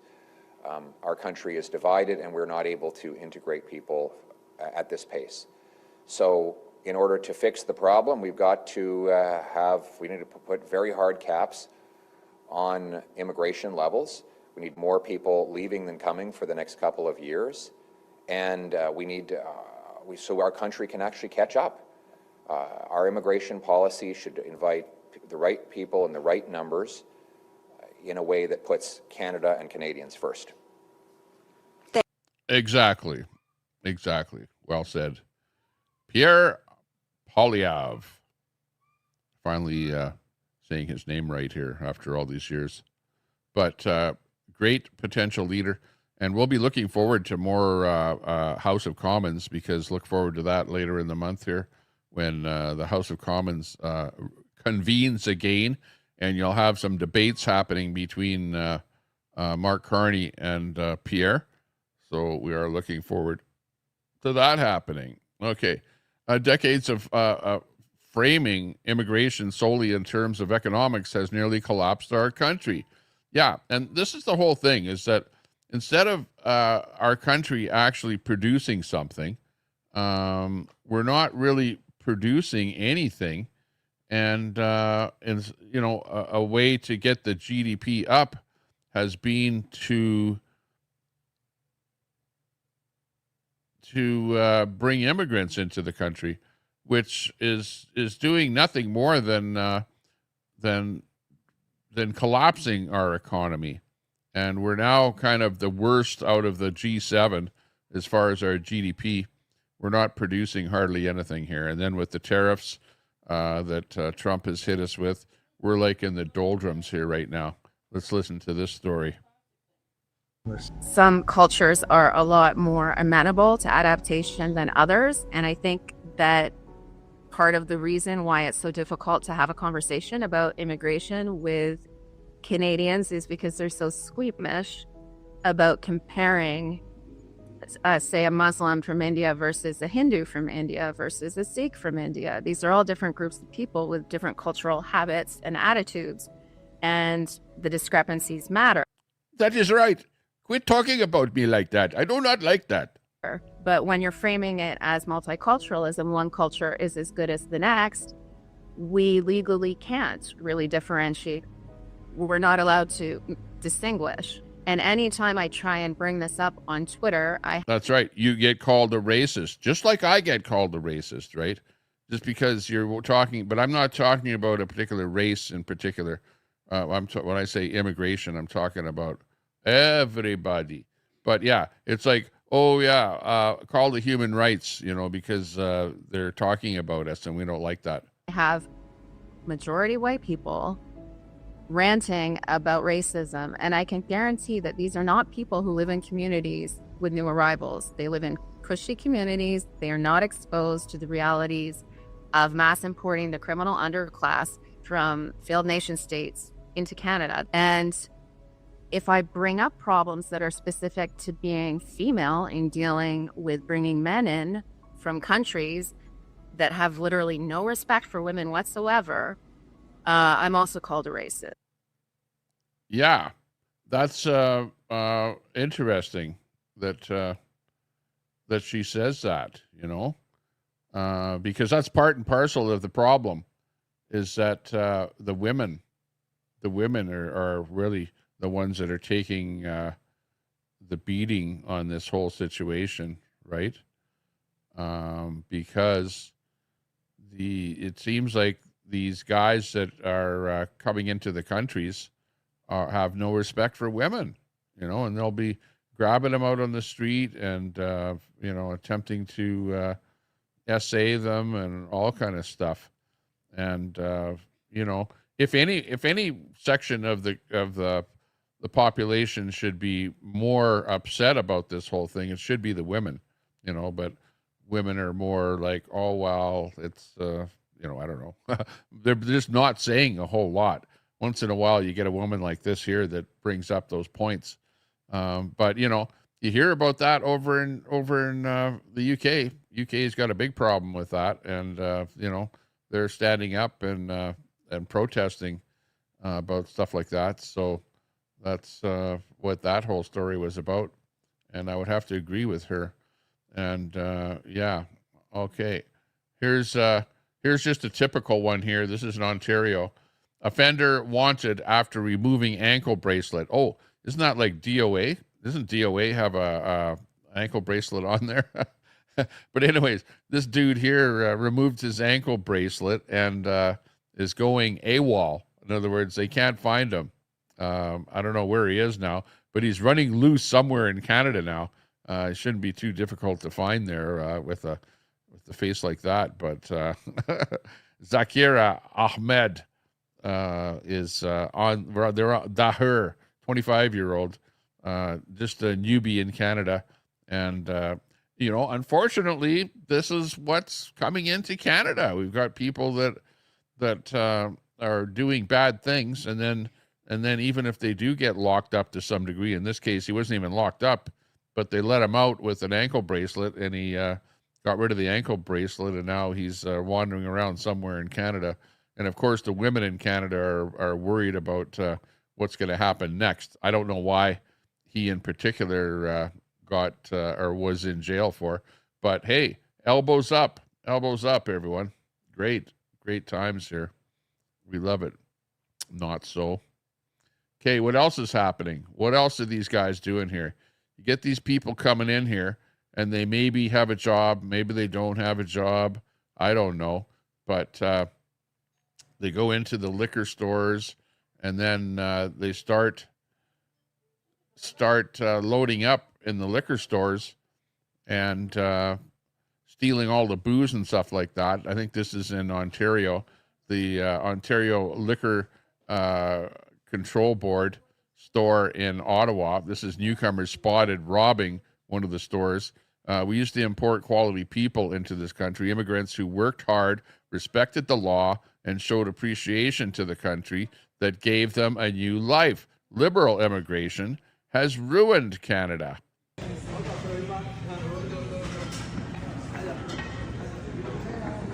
Load them up, boys. Load them up. But I'm having a party tonight. I need extra alcohol.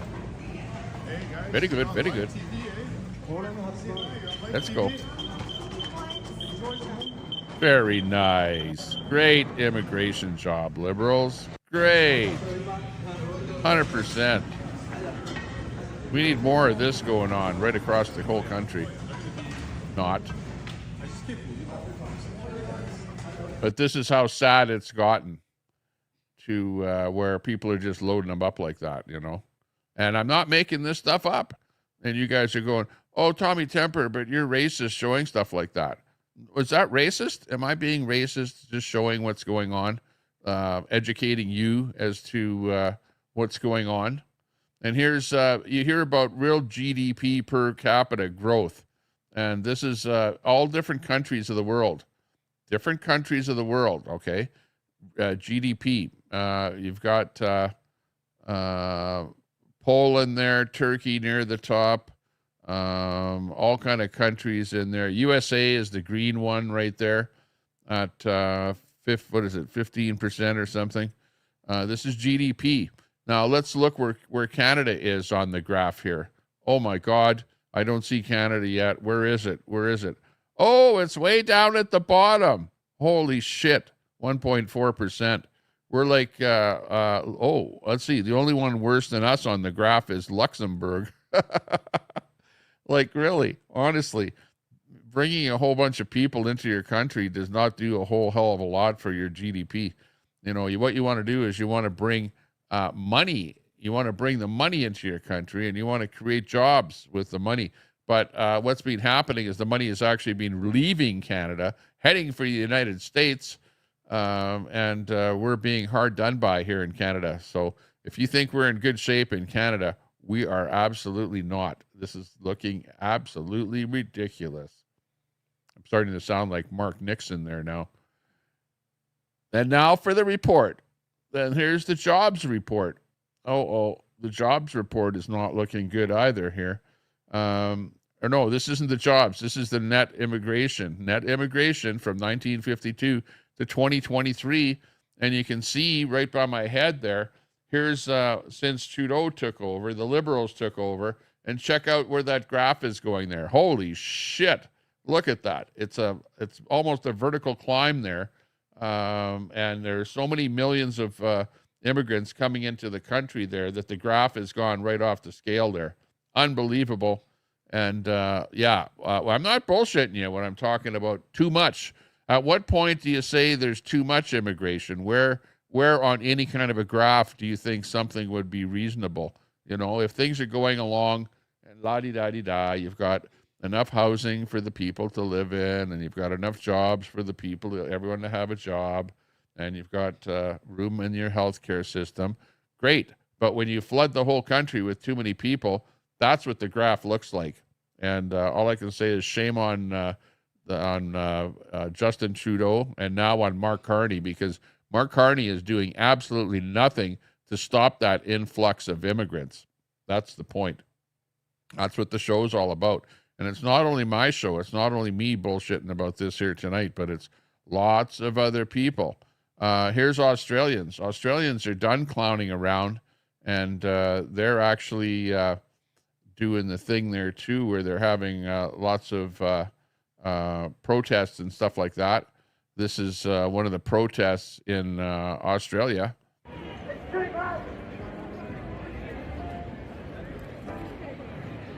So they're getting out there and flying their flags and protesting their situation.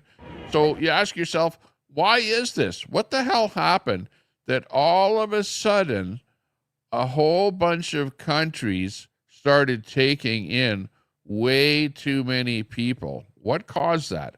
I would have to say that it's the elites, the WEF, the globalists, all of those type of organizations that conned different people like Trudeau, like people that are in politics with the governments of the world. They were all conned into believing that bringing in all of these immigrants would solve the woes of our countries, and that we would be actually helping out other countries. Okay, well, if there's so many people living in places like East India, well, why don't they bring in birth control or something like that, right? Why don't they do something about their own population? If they've got too much population, let them curb their population instead of sending everyone over to other countries because you have so many people that don't have a job, right? It's ridiculous as to what's happening. Yeah, Trudeau is no longer in politics, but the Liberal Party absolutely is. So when I talk about Trudeau, I'm talking about the Liberals, and Mark Carney is nothing more than an extension of Trudeau, because Mark Carney advised Trudeau and the Liberal Party when Trudeau was in power as to what to do and to go on with this net zero. I haven't even talked about net zero and the green economy and all the rest of that bullshit that they're trying to pull out on us there.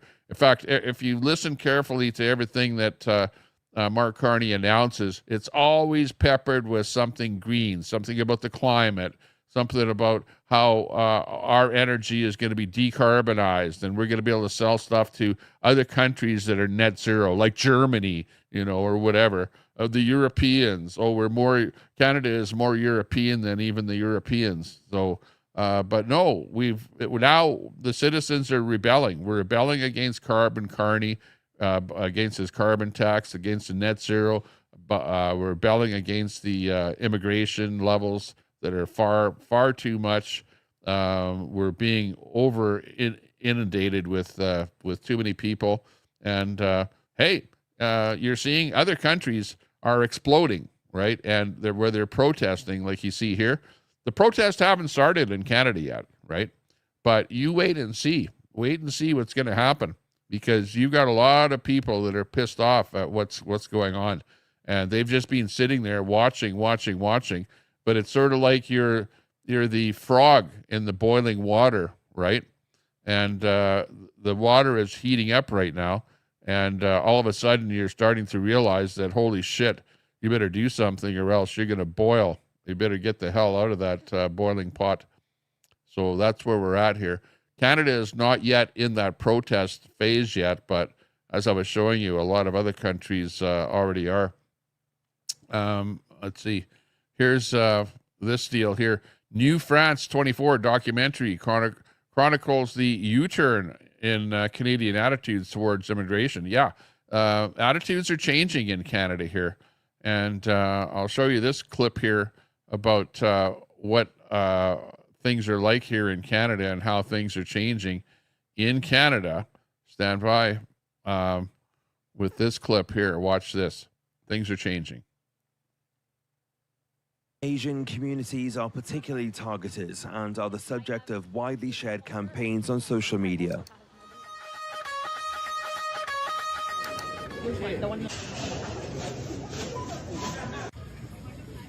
Too many Indians are in Canada, and I want you to go back. That is being coupled by a flip in public opinion. In 2019, more than 9 out of 10 Canadians considered immigration to be good for the country, placing Canada at the top of the 145 nations surveyed by Gallup. 5 years later, however, nearly 60% believe immigration is too high, with 4 out of 10 people believing there are too many ethnic minorities, a first in over 25 years. We will return overall immigration rates to sustainable levels. Immigration has been a topic of discussion in speeches by both the Liberal government and the Conservative opposition, while employers are urging Ottawa to keep foreign workers who are vital to the Canadian economy. No, they're not. They're taking over our jobs to where the youngsters don't have a job anymore. It's unbelievable. Yeah, and people are going to go, oh, that little old lady is racist for telling the East Indian guy to go home or something. She feels the heat wherever she is there. She feels like it's like all around her, and it's like you're all of a sudden the only person that is of European descent. Like it's unbelievable how changed Canada is. And I'm up here in Edmonton, which is like up in the north. This is like the middle of nowhere here, but holy shit, this city is completely different. It's over the past 10 years. It's 10 years. We've changed from being, like somewhat European, with speckling of other nationalities, whatever, and we were all getting along and having a good time, to now it's like almost all that they're from somewhere else, and they're not speaking any English at all either. They're not assimilating at all. It's like my parents came from another country. Well, they didn't come from, they were born in Canada, but their background was from another country, right? And my mother told me, look I'm not going to teach you the language that she learned, right? Even though she was born in Canada, they still were part of their original culture. She said, you're Canadian, I'm Canadian, we're all Canadians. You don't need to learn a different language from where you know nothing about, and even though you came from another country, you're now Canadian. So be Canadian, right? So I'm like, yeah, okay, I'm Canadian, and I felt like I was Canadian, right? But people that are coming over now are not assimilating. They don't appear to be Canadian. They appear to be hyphenated Canadians. Sure, they're living in Canada, but they don't speak English most of the time.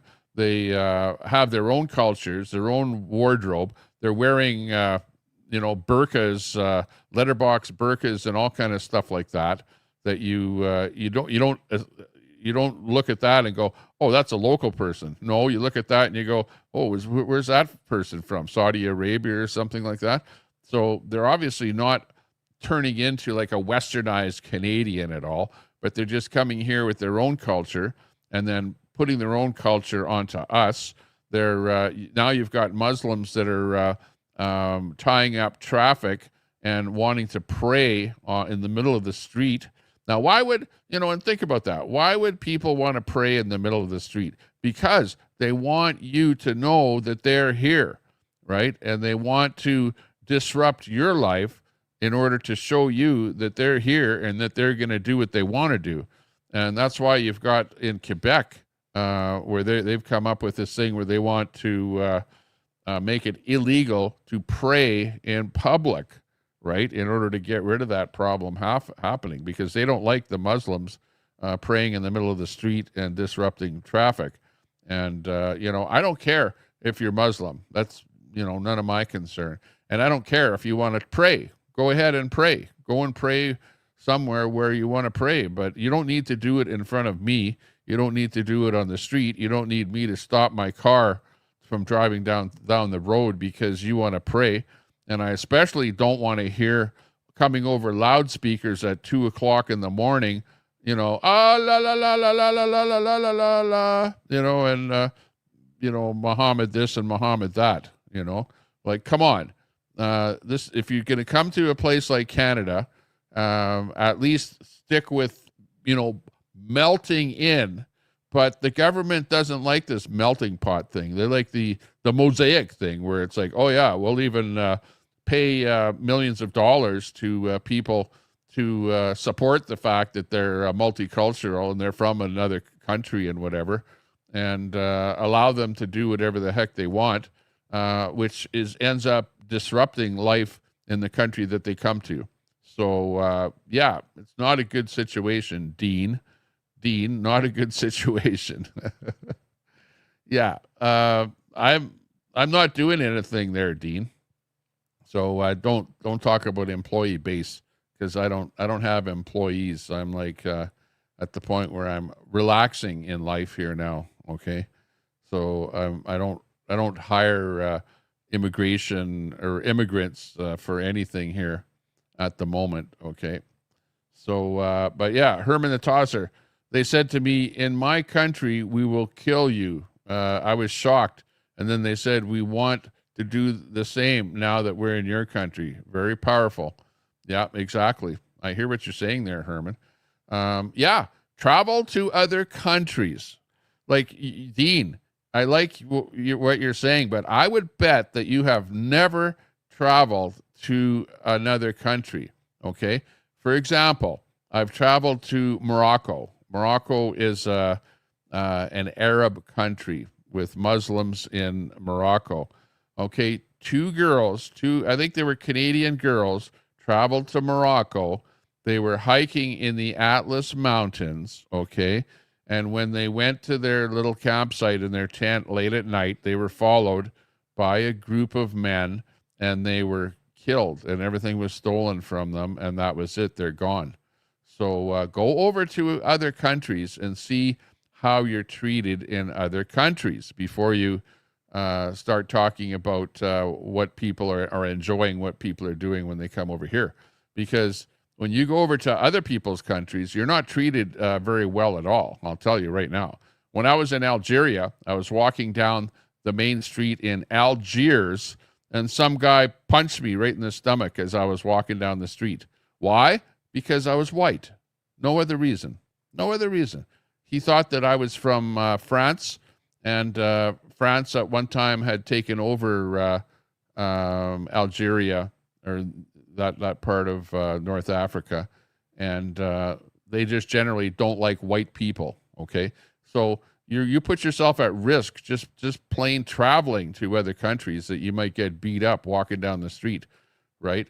Even in Iran, I was treated by some people in Iran, treated very nicely, and other people heckled and yelled at from across the street, right? Thinking that I was just simply because of the color of my skin, right? When you stick out in other countries, they really come down on you, right? So yeah, that's the kind of stuff that you see when you go to other countries. So look out. That's not a good situation. That's not to say that there aren't bad people in all cultures, right? But when you especially come over to a country, you should definitely try and act like a good person. But it seems like a vast number of people that are coming into Canada here are the cause of an awful lot of our criminal activity that is going on here. You must admit that, right? Because we wouldn't be talking about it if that wasn't true. But anyways, yeah, you have to be careful. Let's see. This guy here has something to say. He's on TikTok. Mass immigration is Canada's biggest failure, other than voting Liberal. So, yeah, let's listen to the TikToker here. What's he got to say that's so bad? Mass immigration is Canada's biggest threat for these 5 reasons. 1, healthcare.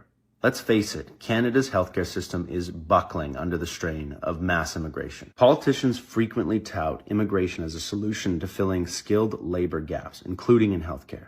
But the fact is that the vast majority of immigrants do not work in healthcare.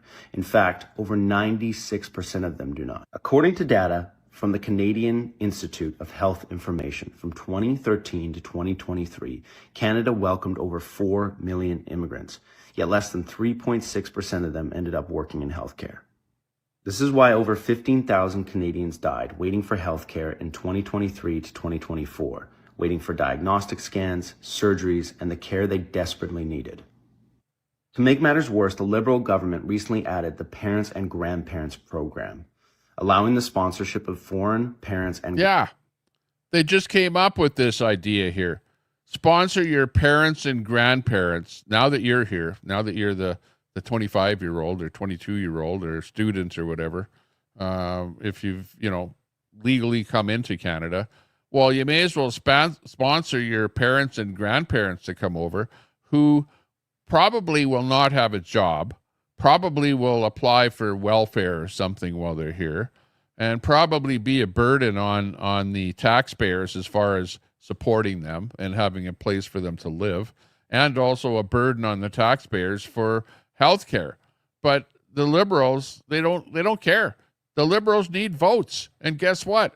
Those people are great voters. And all they're doing is they're spending your taxpayer money to bring in more Liberal voters. Shame on the Liberals. Grandparents, bringing in essentially thousands of foreign aging people to our already aging population. 2, housing. After years of dodging the correlation between mass immigration and soaring housing prices across Canada, the Liberal government has finally admitted it.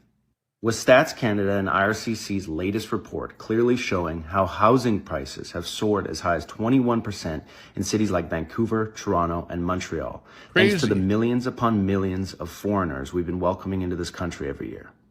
3, skyrocketing youth unemployment. Gen Z graduates between the ages of 15 and 24 are seeing the highest unemployment rates in decades. And while the CBC dances around the reason is clear as day. The millions upon millions of... No, the CBC. CBC needs a crying room for their employees when they call them out for being a little bit too right-wing. You got to be a left-winger to survive at the CBC. Foreigners flooding into our labor market. Just this past week, 54,000 people applied for 5,000 jobs at the CNE. Wow. Meanwhile, a staggering 850,000 young people across Canada cannot find work. 4, rising crime.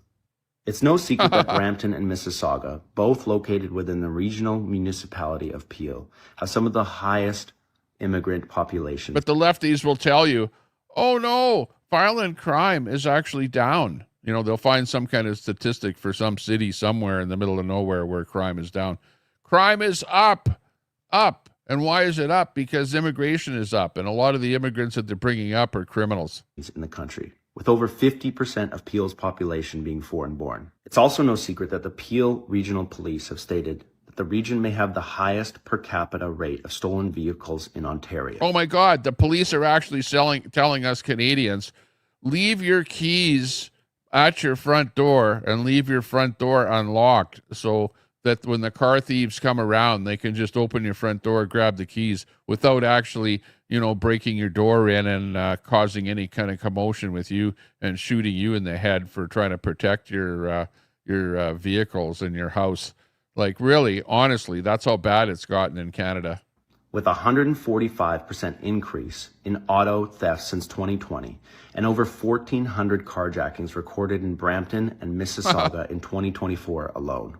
Wow. While the left avoids connecting the dots between mass immigration and rising crime, the proof is in the pudding.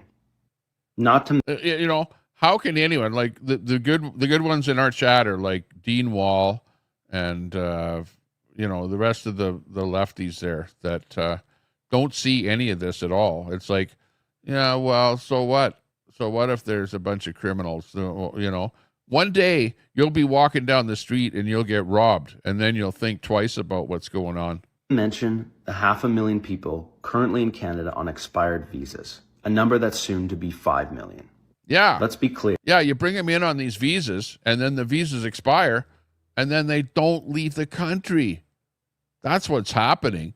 Those are illegal immigrants at that point in time. Sure, they might have come in legally, but now they're illegal immigrants, and they don't have any work. So they go out there and form little gangs and start robbing jewelry stores and doing house invasions and stealing cars and all kind of shit like that.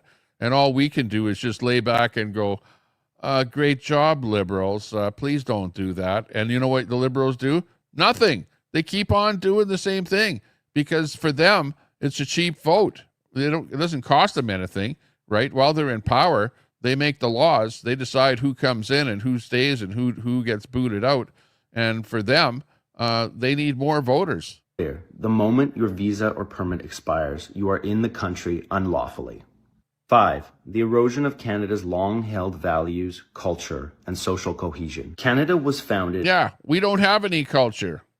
Apparently, Canada didn't have any culture. There was no culture. In Alberta, even the Easterners go, well, you Albertans don't have any culture. Yeah, we're freaking rednecks out here. We're survivors. We're people that don't like to have other people encroach on what we have out here. Okay, you need to work for what you've got or what you get. Work, get a job, do something. Don't steal, don't rob, don't be a thief. Like, this is getting ridiculous. Like, and let's make sure that we have housing for everybody that comes into the country and that everybody has a job.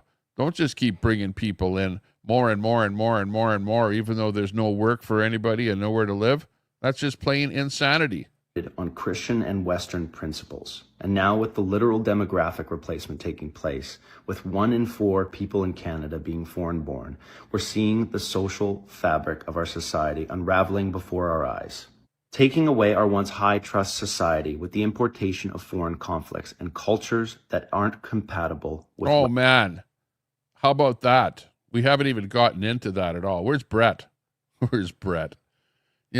These people that come in here and they're like pissed off about something happening over in their own domain, their own world, their own place, like, why bring it over here to Canada? Like, really, why should we give a shit about what's going on in your country? We have enough problems over here.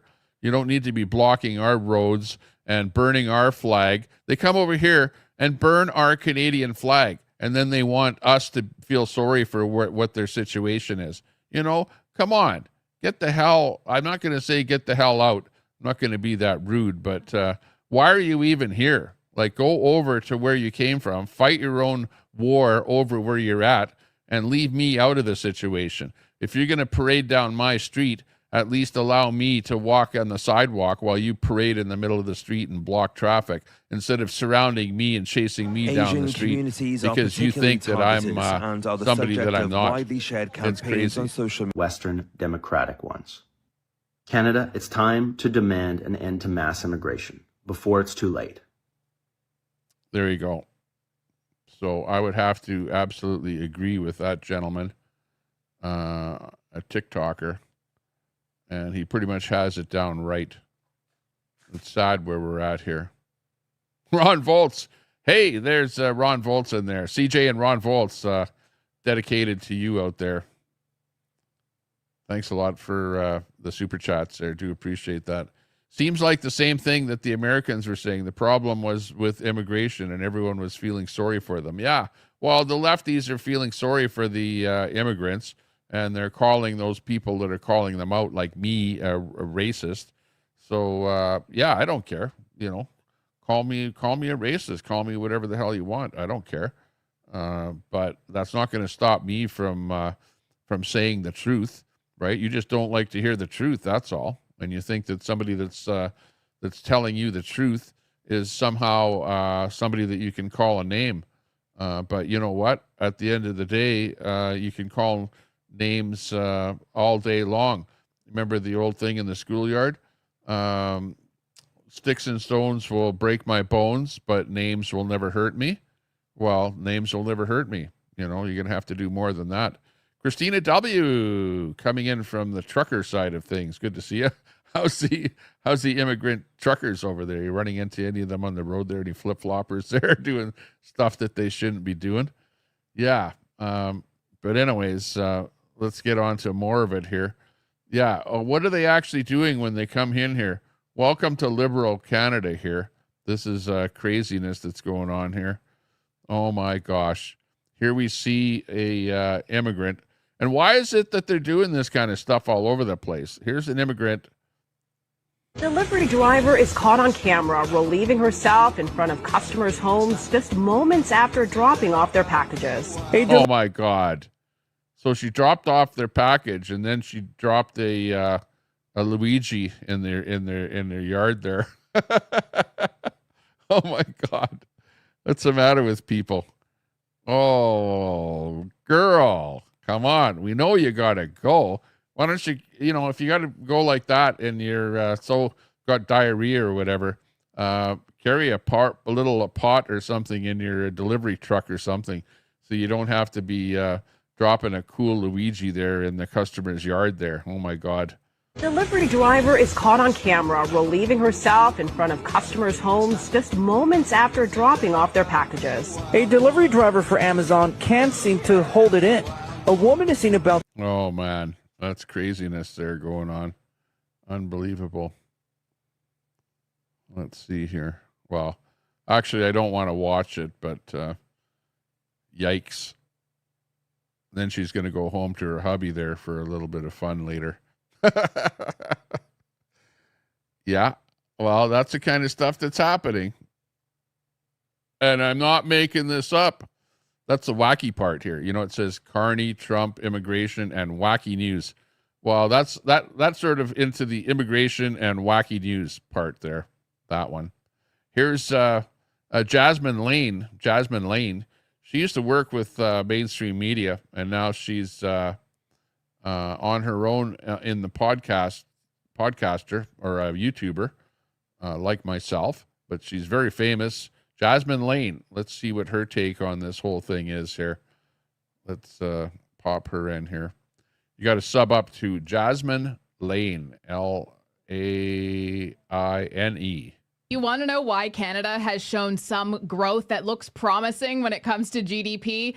It's because of mass immigration, very historically used, by the way, by governments to mask the actual economic. Yeah, and that's the point, is that instead of growing businesses, for some reason, these liberals seem to think that in order to bring up GDP in Canada, we need to bring in more workers, and that will mysteriously bring up GDP. But I showed you the GDP graph there earlier to where Canada was on the bottom of the list, so it obviously is not even working. Turmoil and make it appear as though there's growth happening in your country when in reality there is not. It is a very temporary illusion, one of which we are feeling the consequences of right now. So sure, yes, your GDP can look positive on the surface because overall output rises when you add more people.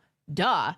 But per capita GDP, the measure that actually shows whether Canadians are getting richer and your country is doing good, has been shrinking for years. And this is confirmed by StatsCan data from 2019 all the way until recent reports in 2025. Just going to throw that out there. In fact, the OECD ranks Canada near the bottom, second last of advanced economies for per capita GDP growth. The reality, Canada's output per worker, their productivity numbers are collapsing, investment is fleeing, the housing supply is stretched to the absolute limit. So, of course, naturally, they do what governments have done in the past. They rely on raw population growth to pump GDP totals.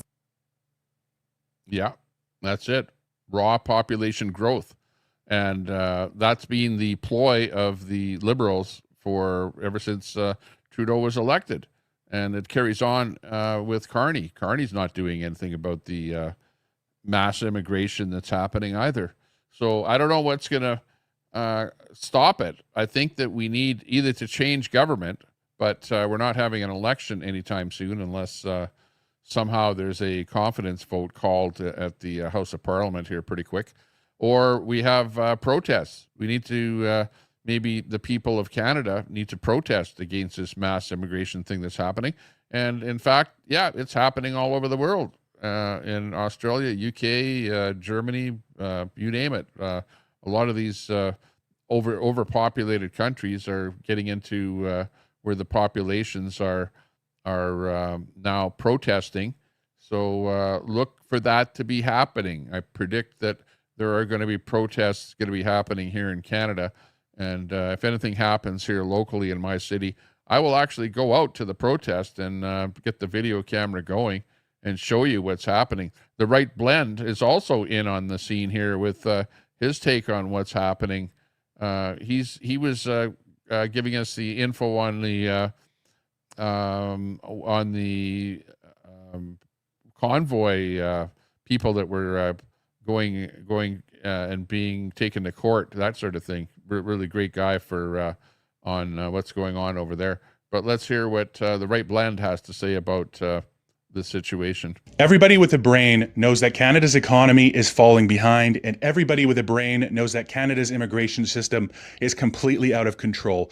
But an important question arises: just how bad is the economy falling behind, and just how much is Canada's immigration system out of control? Those are two questions that are quite difficult to answer. It took me quite a lot of research, multiple dozens of pages from government websites to news articles, to try to figure out how many new immigrants are coming to Canada per month from all of the different streams combined. It's not a number that the government makes readily available or easy to find. As you can imagine, it's a very useful number because we want to know how many new people are coming every month to use our roads and our hospitals and our services. How many more people will...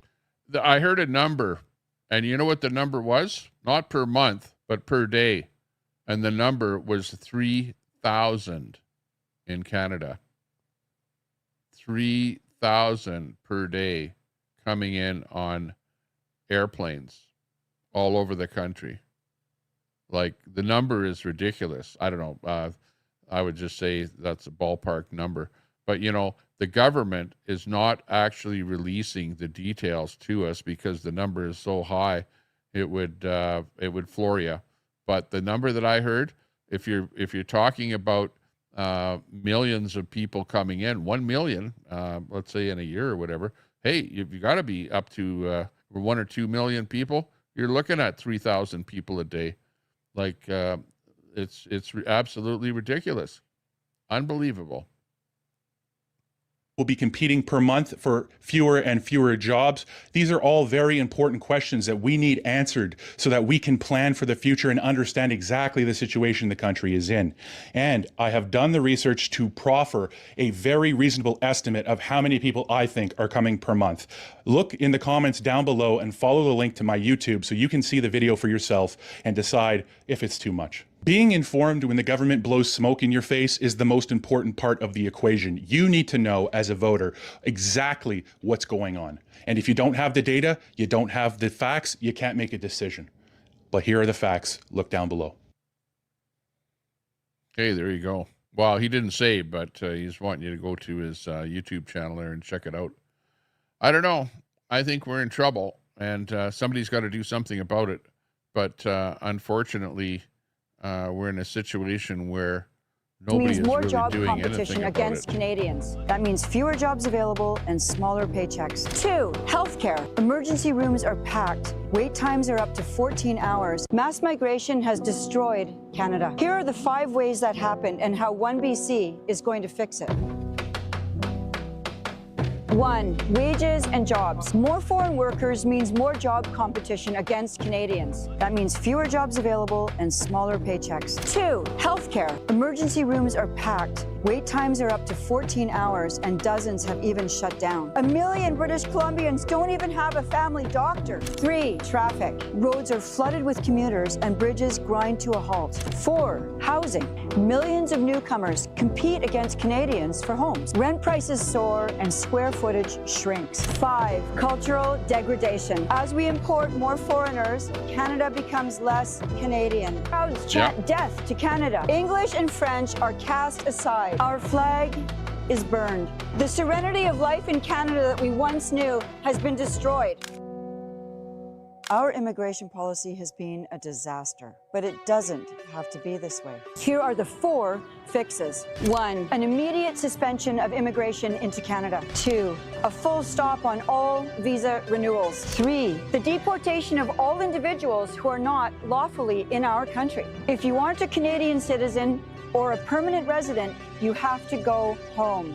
We want British Columbians to have access to well-paying work, a culture we are proud to defend, incomes that keep rising, and housing you can actually afford. Cities with safe streets and schools. Join me in the fight for British Columbia. Yeah, but the and Liberals don't beginning want of a that. Canadian Renaissance.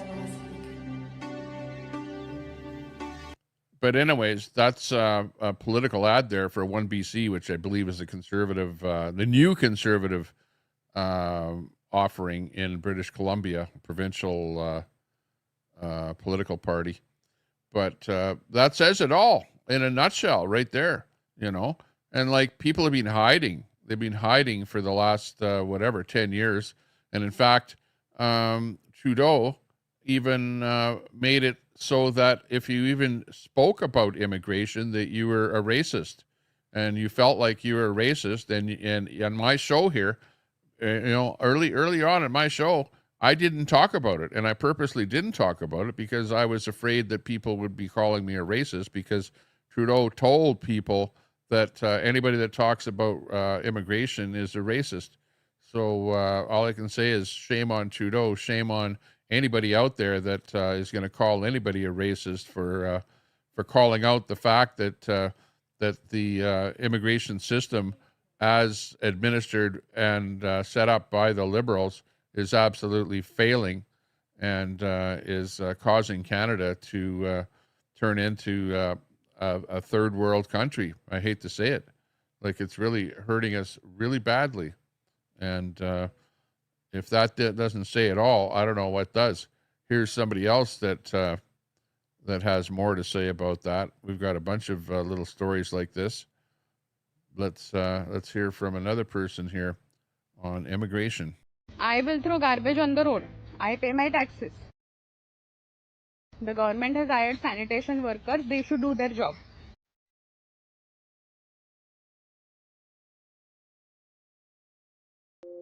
If the road is dirty, it's not my fault.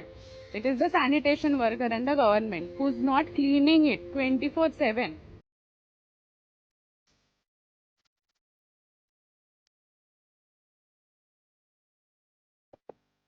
Right there. Hey, dude, that's not a garbage can. Oh, jeez. 7 o'clock time that you send in sanitation workers to clean the road. I will dirty it anytime. Yeah, Oh, jeez. pick it up, put it back in your truck. You don't litter here. Oh, jeez. So this is showing you what the attitude is of. So, like the lady says there, no, it's a sanitation worker's job to clean up the roads. I can throw stuff wherever I want. People pull up their cars beside the road. They throw garbage everywhere. It's if you've ever seen any pictures of India, you could go almost anywhere in India and you will see garbage everywhere in the whole country. And they just don't have an attitude of, well, it's illegal to litter and I should not litter. And if I go somewhere camping or something, I should, like look at that guy throwing garbage there. Those are people that are littering right outside of their car. There's a truck. Truck is dumping all its stuff by the side of the road. Somebody caught him and making him clean it up. That's outside of Edmonton there, outside of my city, where they're actually doing that. And they're doing it all over the Canada. So Canada is getting to be a very dirty country now because of what the people are doing here. And they don't care. They really don't care. Unless you catch them and you call them out and you pull your camera out and you put them on social media, they're not going to clean anything up. They're going to just keep on dirtying everything. It's ridiculous, but true. Absolutely true. We're not making anything up. Immigration in Canada has spiraled into utter madness. Almost 7% of people living in this country hold temporary work permits, student visas, or are seeking asylum. When you factor in illegal immigration, that number jumps to around 10%. In other words, a significant portion of people living in Canada aren't Canadians. Meanwhile, the rate of permanent residency is climbing each year, with 2024 on pace to add over 500,000 new citizens with similar targets over the next 2 years. In fact, the only countries growing their populations faster per capita are in Africa, and even then, the percentages are pretty close. Anyone not blinded by woke ideology can see the devastating effects of this mass migration. Crime is surging, housing is increasingly unaffordable, healthcare is collapsing, wages are stagnant, and young Canadians struggle to find summer jobs, while taxpayers foot the bill for all of these problems. As Canadians line up at food banks in record numbers, asylum seekers are being housed in hotels at the taxpayer's expense, receiving individual benefits that outstrip what the average Canadian earns per year. Now, there are 4 underlying reasons for this unsustainable rate of immigration that few are willing to discuss, so here they are.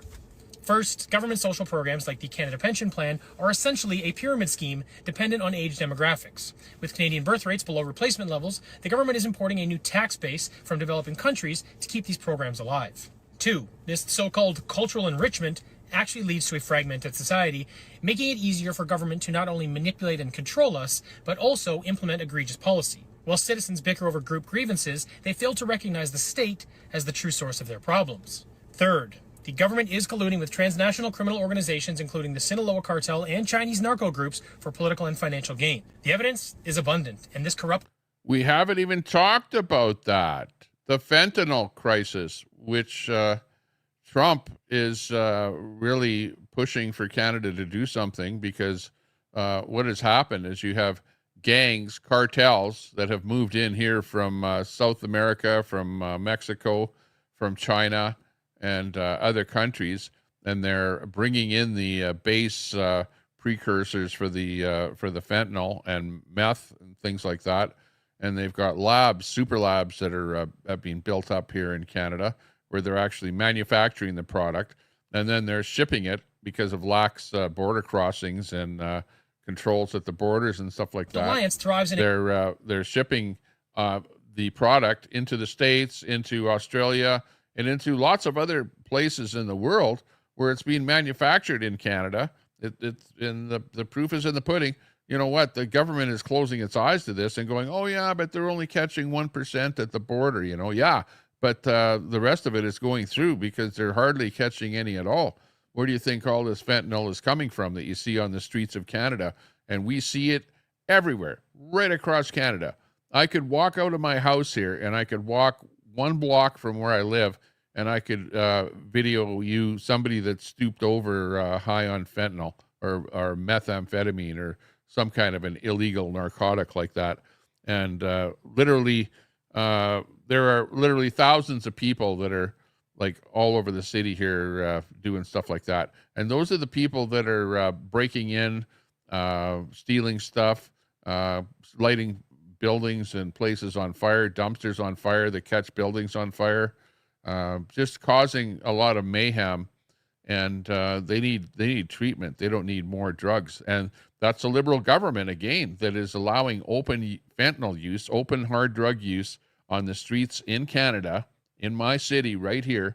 I talk to the police. I go, hey, that guy's high on fentanyl. Why don't you do something about it? They go, the police say to me, Well, the city hall tells us not to do anything to them, to not arrest anybody for open drug use. And I go, well, come on, it's a federal offense, and you're a cop. You don't even enforce the federal laws. They're told not to. You know, that's the sanctuary city. It's crazy. It's absolutely crazy.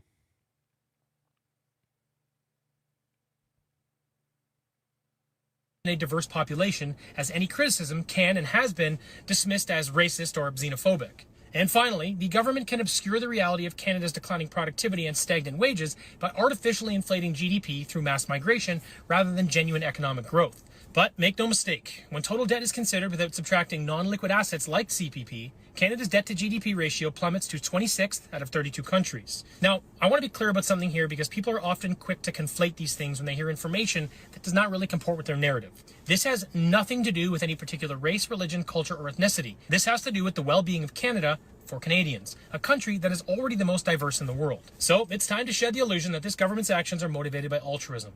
Canada's current immigration policies are unsustainable in steering us towards the collapse of our culture, infrastructure, and economy. Right on. Yeah. 10 years ago, Canada was diverse. Like, really, we did not have to have this mass migration. Now, Canada is far less diverse because when you have millions of people coming in from East India, well, then you look around and you see a country completely full of East Indians. Is that diverse? That's not diverse. So Canada has turned into what was a diverse country to something now that is not diverse.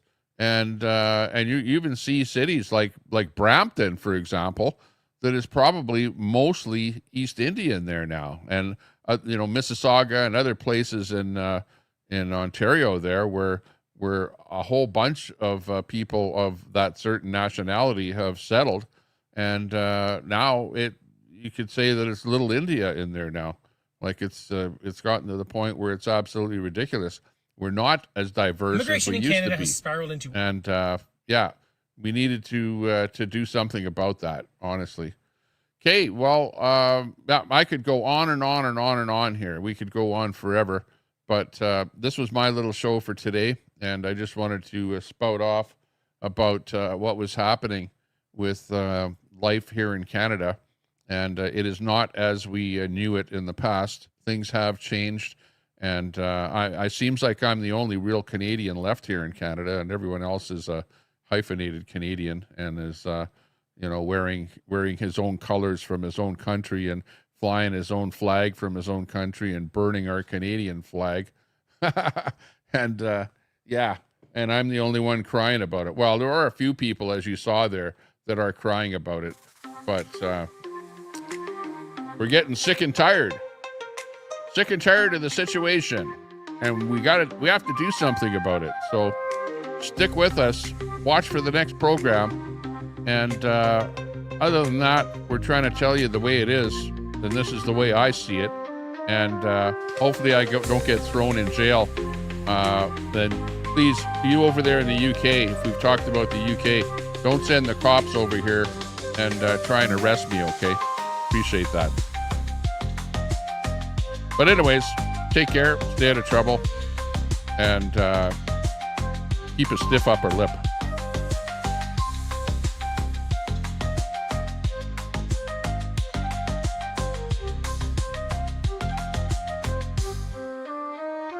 And no, Drew, it's not my fault.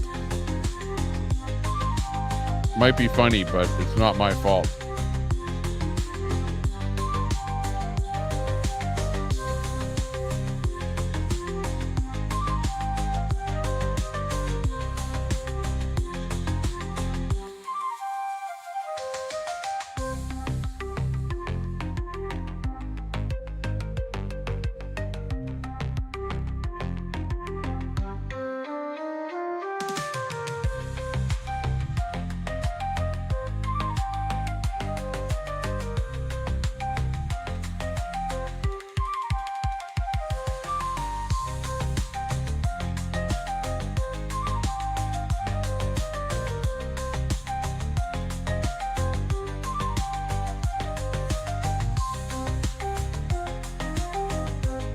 No, it's not early. This is 2 hours and 36 minutes into the stream.